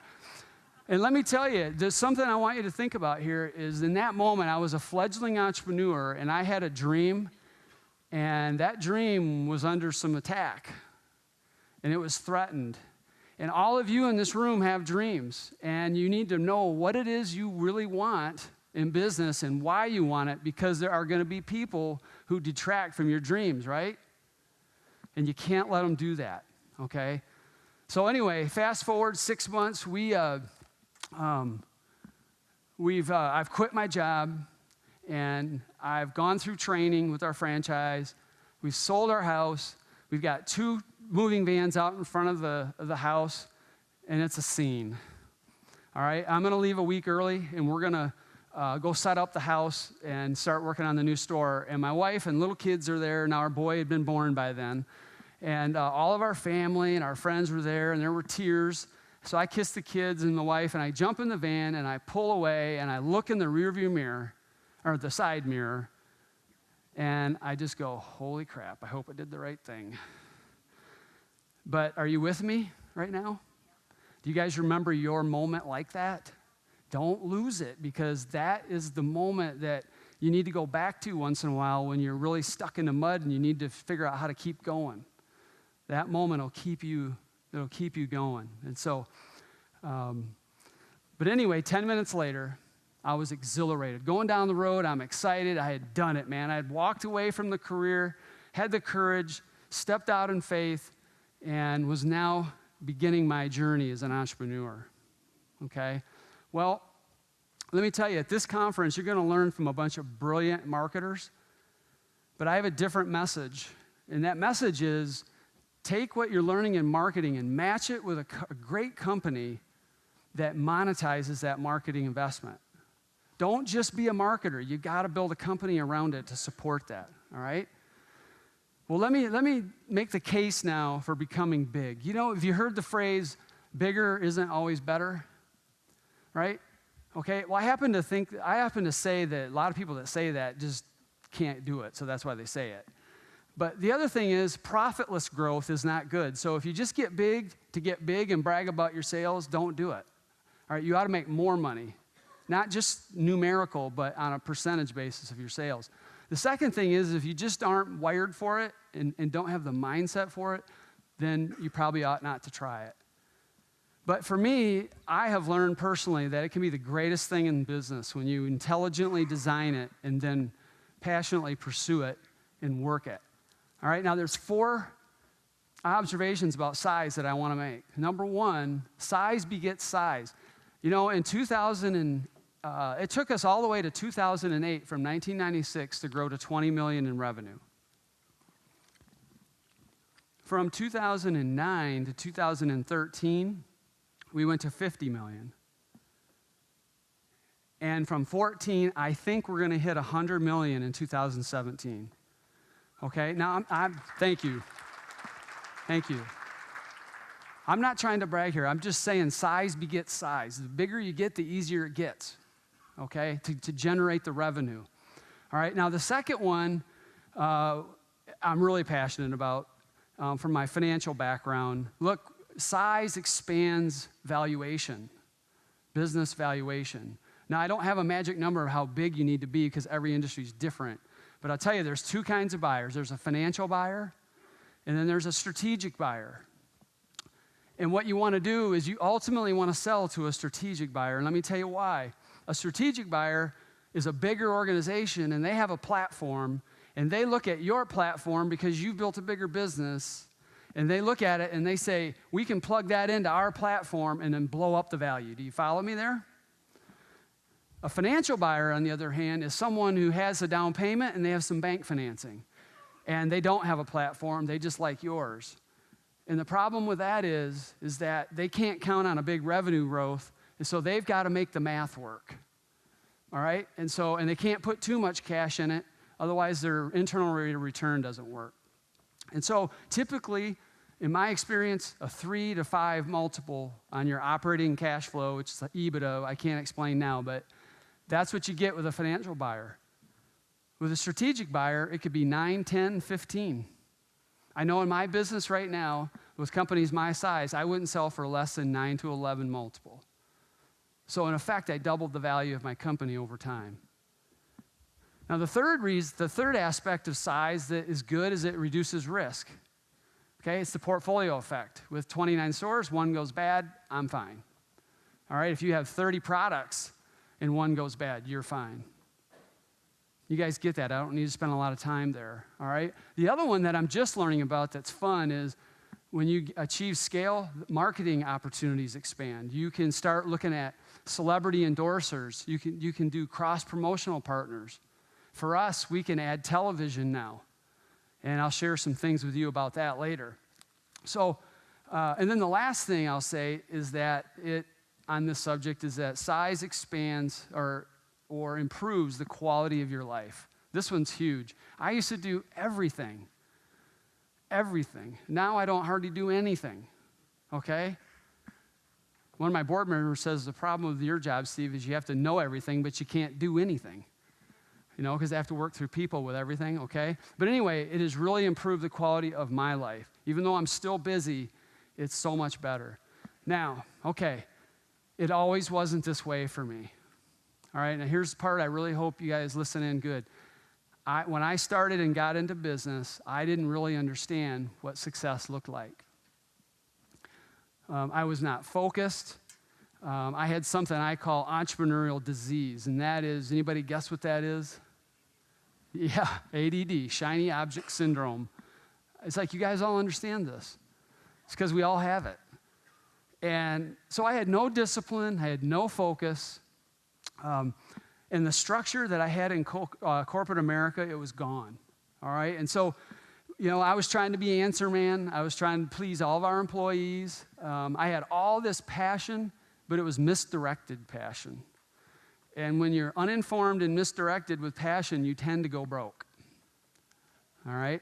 So finally, my business had no systems. I didn't document anything. I didn't measure anything. I didn't manage anything. Basically, we opened the doors and we closed it, and I hoped that we would do better. Doesn't sound like much of a strategy except in faith, right? So that was me. Well, this behavior led to what I would consider the darkest moment in my career. And I'm sharing this with you because I want to be real transparent, guys. This might look like a mountain you don't think you can climb. You can climb it. You absolutely can do this. We were chasing shiny object of real estate, which in the early 2000s was hot, and we chased it right into the teeth of the financial crisis. The short story is we had a couple stores in June of 2007, and we had a couple of real estate properties, like 4, and we were big game hunting, trying to do a big development in Indianapolis. And I'll never forget the end game on this thing. We had ran up $2.8 million of debt with 11 banks to try to get this deal across the finish line. It was a big, Target or Walmart anchored type shopping center. I'm not going to tell you who it was. And we had all the outlots sold, and it was our savior, okay? Because we weren't building a sustainable business model. And I never forget, my partner called me. My wife and I were down in Mobile, Alabama. We were visiting a store. And we were going to go to the beach the next day at Gulf Shores and relax. And he goes, Steve, I don't have good news for you. He goes, they walked. I said, walked? Who walked? He goes, walked, our anchor. And he said, all the deals were contingent on them, and they crashed. We're done. And my life literally flashed before my eyes. We were supposed to walk away from the closing Friday morning with $4 million in cash, and now we were looking at a $2.8 million mountain we had to climb. In an instant, it looked like we were going to lose everything. And I'll tell you, the next day I went to the beach with my wife, because that's what we planned to do, and I literally could not talk. I was so filled with anxiety, and we get there, and I said, honey, I just have to go for a walk. And I won't go into some too much. I'm a man of faith, and so I prayed and I talked it out, and I must have went 2 miles down the beach. And I got to this point, though, where it was really cool, where all of a sudden I felt positive again, and I had this peace about everything. And I thought, you know what? 10 years ago, sure, I was a up-and-coming star, and now 10 years later, I'm broke. But you know what? I can learn from this. I can turn this around. I can write a new story. And so what I realized then was just at that cursory level that everything had to change, how I think, how I operate, and I needed to go to work on that. And the second thing was the only option that I could live with, and my 2 partners felt the same way, they're great guys, was we are going to pay this money back. We're going to do the right thing, because the universe kind of works out for you when you do the right thing, right? So, and then the other thing I thought about as I was walking back was, you know what, I got a 12-year-old and a 14-year-old at home right now, and what are they going to remember about their dad? Are they going to remember a guy who quit, who gave up, and saddled the family with difficult circumstances and became bitter? Or are they going to remember a dad who led himself and changed the story and wrote a new one? Well, that was the dad I wanted to be. And so, the new plan became, we are going to take Pet Supplies Plus, and we're going to get serious about it. We're not chasing any more shiny objects, and we're going to build this thing so big that the real estate doesn't matter. Well, anyway, I got home, and I spent probably 3 to 4 months thinking about all the mistakes. I went through a lot of my old books, my old tape programs, and it was out of all of that process that I came up with what I'm going to share with you today. All right? And just to give you a little, to share with you the results, to tell you what's possible. Remember where I was at the beach, okay? Broke in 43. Since that time, we've gone from 2 stores to 29, and we're in the middle of another deal right now that will close. We'll be at 35 stores. We will have gone from 30 employees to over 600 employees. We will have experienced a $70 million plus revenue increase. Probably more than that. I'm not factoring in that deal. And we have experienced a 30-fold increase in profit. This stuff works. And thank you. And so I want to share this content now with you because from my experience, if you want to scale your business, I believe you got to implement at a high level. And if you do, you're going to build wealth and you're going to build repeatable success. That's the key, repeatable success. Okay? So let's go into this. Let's see if I can make this work now. Business models. This is point number 1. And you know what, guys? It all starts here. Fred Wiersma is a professor who did a seminal work on business models and high-performing companies. And it's chronicled in the book Discipline of Market Leaders. Discipline of Market Leaders. And what Fred talks about is the great companies pick one of these 3 business models. All right, there's operations excellence, and that's a company that competes on efficiency and price. Nobody in this room wants to be there. But that's a model, and Walmart does it, and before they started trying to please politicians and planning commissions, they were doing it really well. And then the second one is product innovation. And this is about being the next product all the time. Apple epitomizes this, right? And then the third one, which is where I think everybody in this room fits, is you find a pain point of a customer, and then you come around them and you solve it.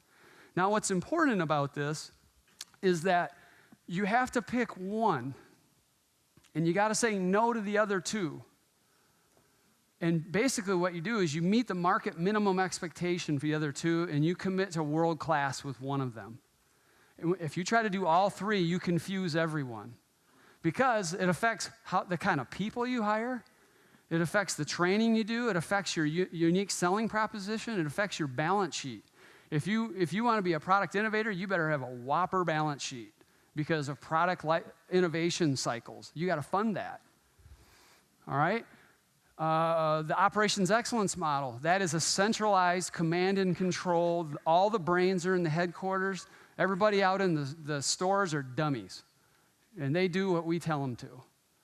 And that's what most retail does. And the innovation that we did in our business is we flipped it and said, we're going to be a retail company that does customer intimacy. So that means we have to decentralize. The people that in the stores then are the brilliant ones. There are no cash registers in our head office, so we better be supporting them. You see the coherence that you can get from this strategically? So I believe that's the way to go. All right. Now, what this does is it tells you how are we going to compete.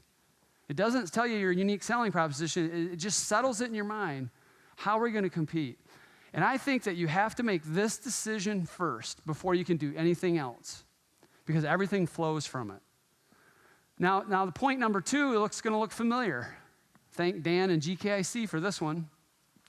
And you know, this was the part that put the sizzle in our company after we got started. I joined in 2011, and we were 4 years into our turnaround, and this thing really helped us. Okay, now you guys all understand this. I'm not going to teach it. Somebody else will, I'm sure. But the big idea here is now that you know your business model, you've got to decide what's your message to the market? What's your unique selling proposition?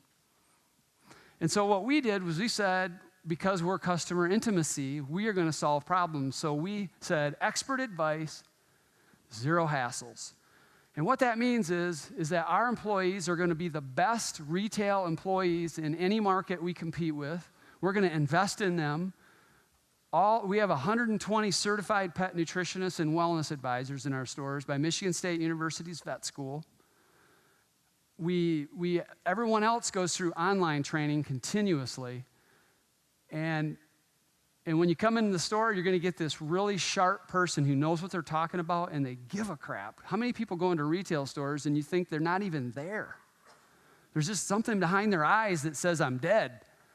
And then little things like when you walk in the store and you want to know where the product is, we walk you there. We don't point aisle 19.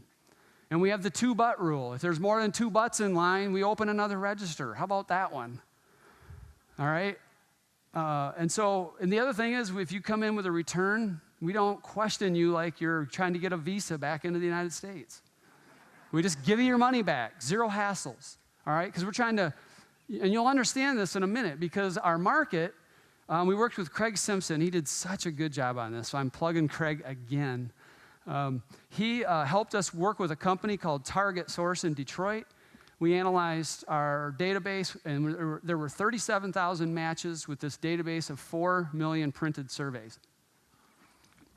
And from this process, we learned something fascinating about our business. Everybody in the pet business thinks the number one customer is the young family with kids. It was actually our worst customer. They under-indexed at 80, average is 100. Well, guess what we found? 52-year-olds like 45 to 55. 52-year-old professional female, 81% of our customers are female. So I don't give a crap about all you guys out here. It was interesting, 52-year-old professional female with a college education who made $80,000 a year or more, who had $15,000 of liquidity minimum, no credit card debt, subscribed to one of 4 magazines, but the killer one was we found out that her kids were either in high school or grown up. And guess what? The pet became the new emotional connection. Kind of cool. How many are guilty out here? Raise your hand. I want to see these ladies out here. My wife totally is. We didn't have a dog for 17 years. Can you believe it? And finally, I was like, we got to have a dog. This is bad politics.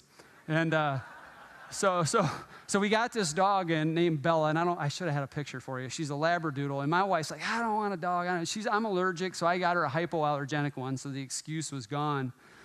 Anyway, that dog, she loves Bella more than me now. Can you believe it? So anyway, we got to bring that back up, guys. Can we bring that back up? And then our media, what we learned was, think about it, that female is going to look for traditional media pretty much. Facebook, all that stuff, it doesn't work for us. It does work for others. I'm not trashing it.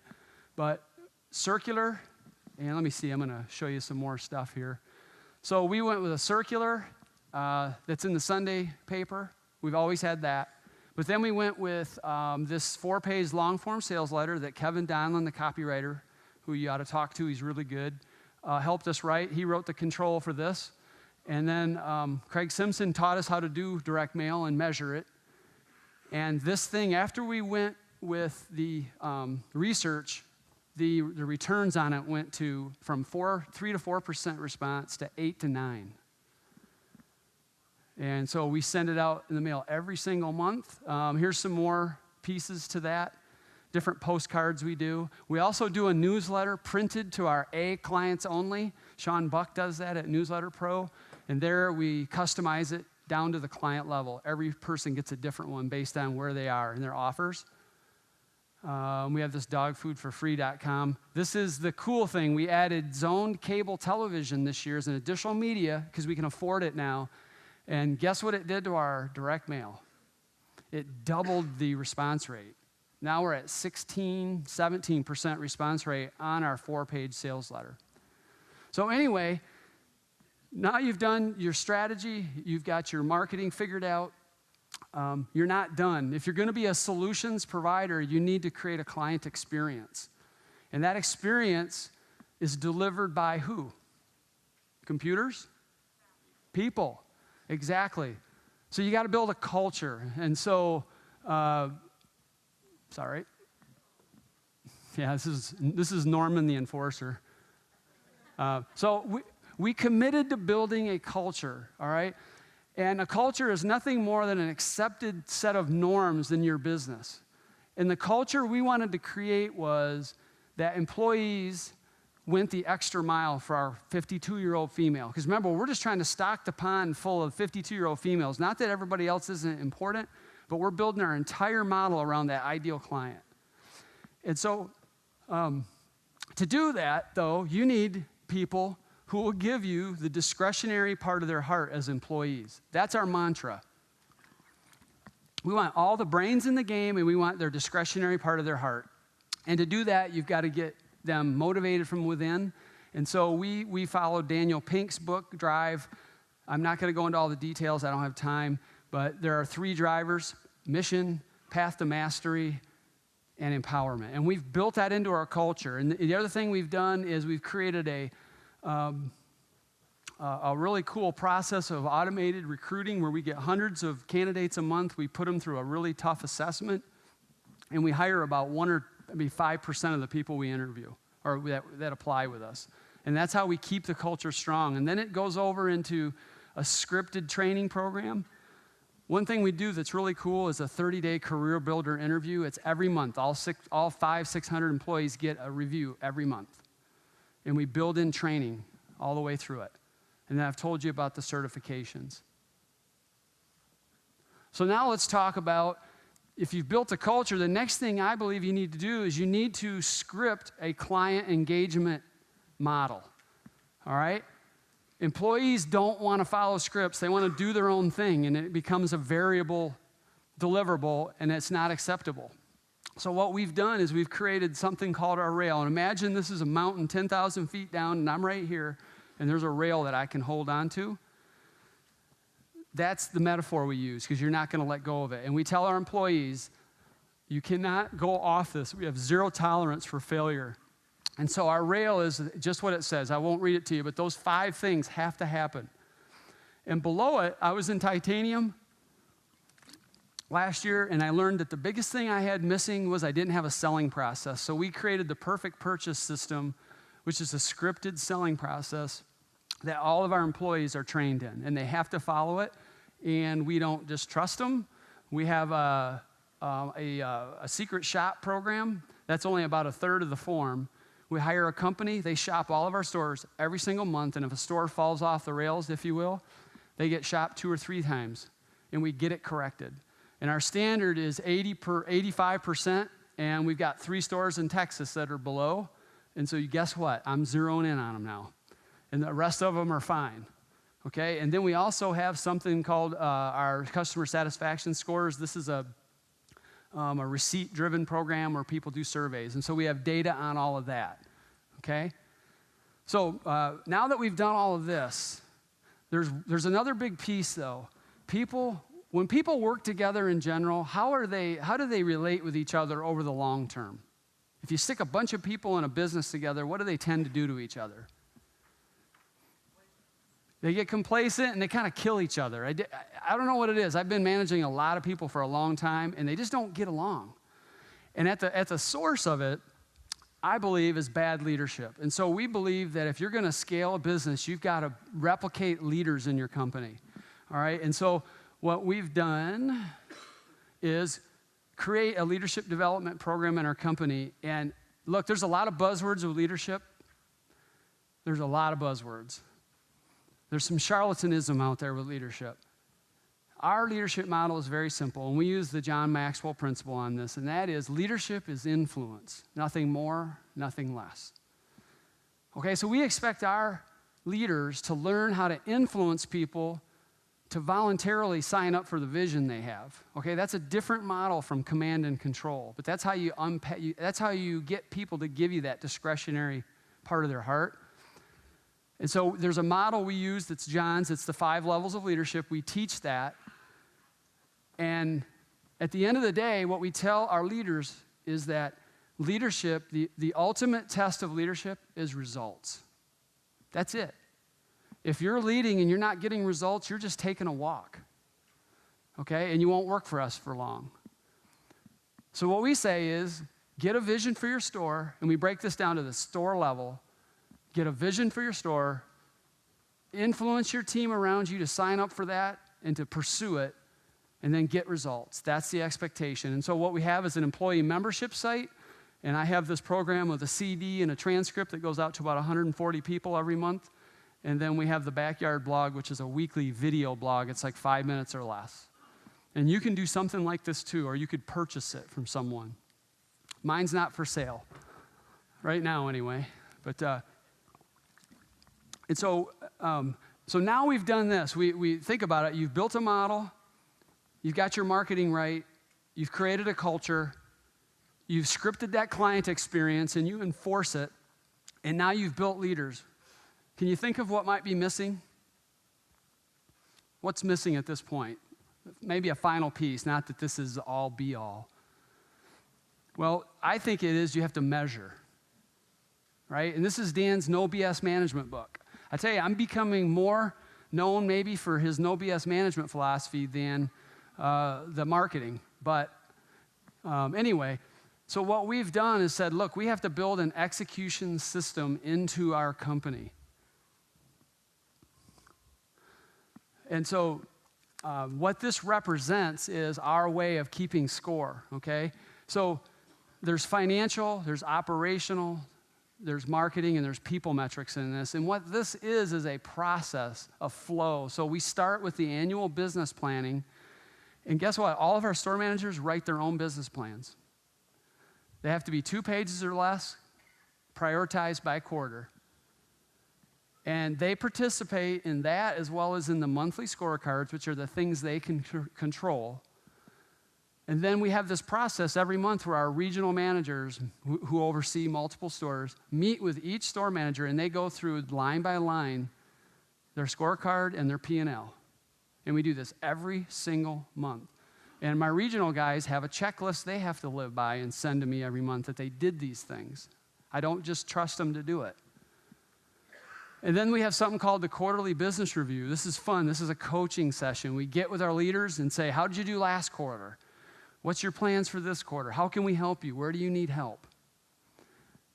And then the next one I love, it's the monthly executive hot seat. I get to run this one. And this is, I get my 3 regional managers who work under me. And we have, I'll skip to it here. We have this data right here. I don't know if you can read it. These are 2 stores. One is Wyoming, which is part of Grand Rapids, and one is Trinity Mills in the Dallas area. The one on the right, the store is doing great. The one on the left has got issues. Okay, and so from this set of metrics, store metrics, item, labor, client, audit, I can tell in a snapshot if we got a problem with leadership in that store. And I tell you what, on Monday, the second Monday of the month, if they don't come knowing their numbers like a final exam, they're going to get pummeled, all right? Figuratively, of course. But we have high expectations that they better know their numbers, okay? So that's kind of our process. And then we have a quarterly marketing analytics process. The idea here is we're trying to build into our culture an expectation of results and performance. It doesn't happen automatically. And I had, just so you know, everything I'm sharing with you prior to 2007 had none of it. All of this has come together in the last 8 years. There's a thing in physics called the entropic principle, and I'm going to give you the Steve simple version because I'm not a scientist. It's basically everything falls apart. In its natural state, things are going to fall apart and into disorder.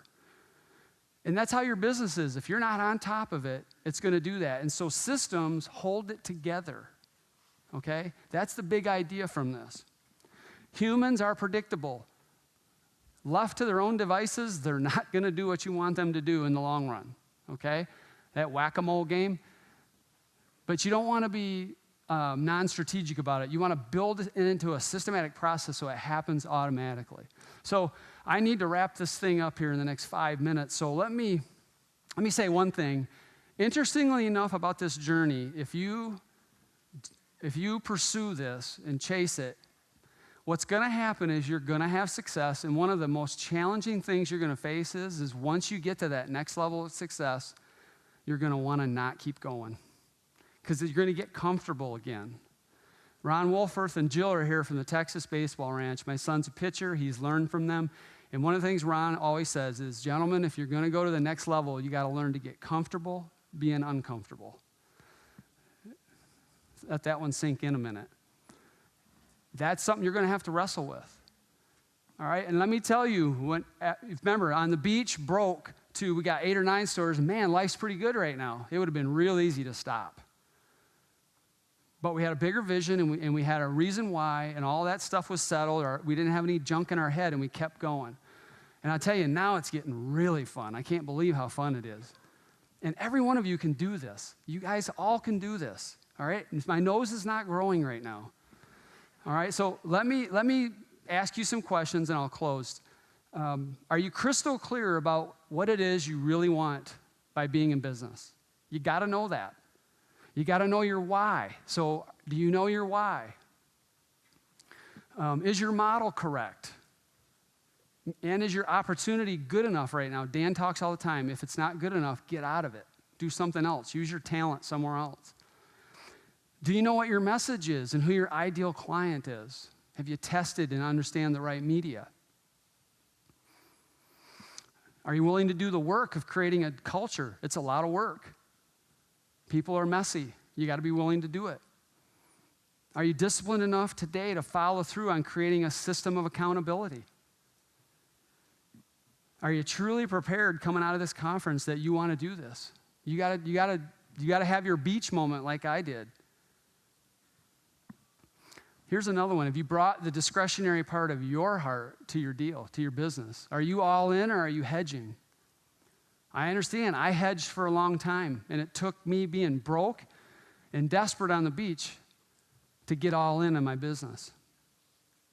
So I want you need to wrestle with that. But this is kind of the fun part here for me. You know what? Everything you guys do in business is noble. All right, I said this in my book. Entrepreneurship is a noble undertaking. There are so many takers in our culture, and you guys are producers. They don't even realize that you're taking care of them. Isn't that something? But it shouldn't stop you, okay? You fund Little League programs, you fund schools, you fund the arts program, you fund our whole way of life by being a producer. And you know, my international work, I'm around people in third world countries and developing countries and utterly corrupt countries. They do not have this kind of an opportunity that you have. They do not have it. They don't grow up with any kind of expectation of success. Now, it's changing. I saw someone from Ukraine. Where are you at? Raise your hand. I want to meet you. I was just in Kiev 4 weeks ago, and I'm going back again. And so, and think about what they're dealing with in Ukraine. They got Putin over next door. Okay? So, something happened real quick, and then I'll wrap it up. And I was at Reagan National leaving to come here, and it was really a moving moment. There was a fighter squadron from Europe, or Americans, but they were a fighter squadron in Europe, World War II vets. Think about that. These guys are all in their 90s. And there must have been 80 to 100 people there waving flags. And they came off, and they played patriotic music, and I'm starting to get emotional just thinking about it. These guys, everybody was thanking them, and they were all in wheelchairs, and they were kind of bewildered, what are all these people doing here? And I thought to myself, you know what? Those guys are the reason that I have a chance to fly to Minneapolis, and I'm so thankful. And you know what, guys? You owe it to them. I owe it to them. We got to be productive. We got to seize the day. We got to build our businesses. We got to get uncomfortable. We got to change what we're doing, and we got to get better at what we're doing. So, you know what? I'm done. Thanks a lot. Have a great day. Appreciate it.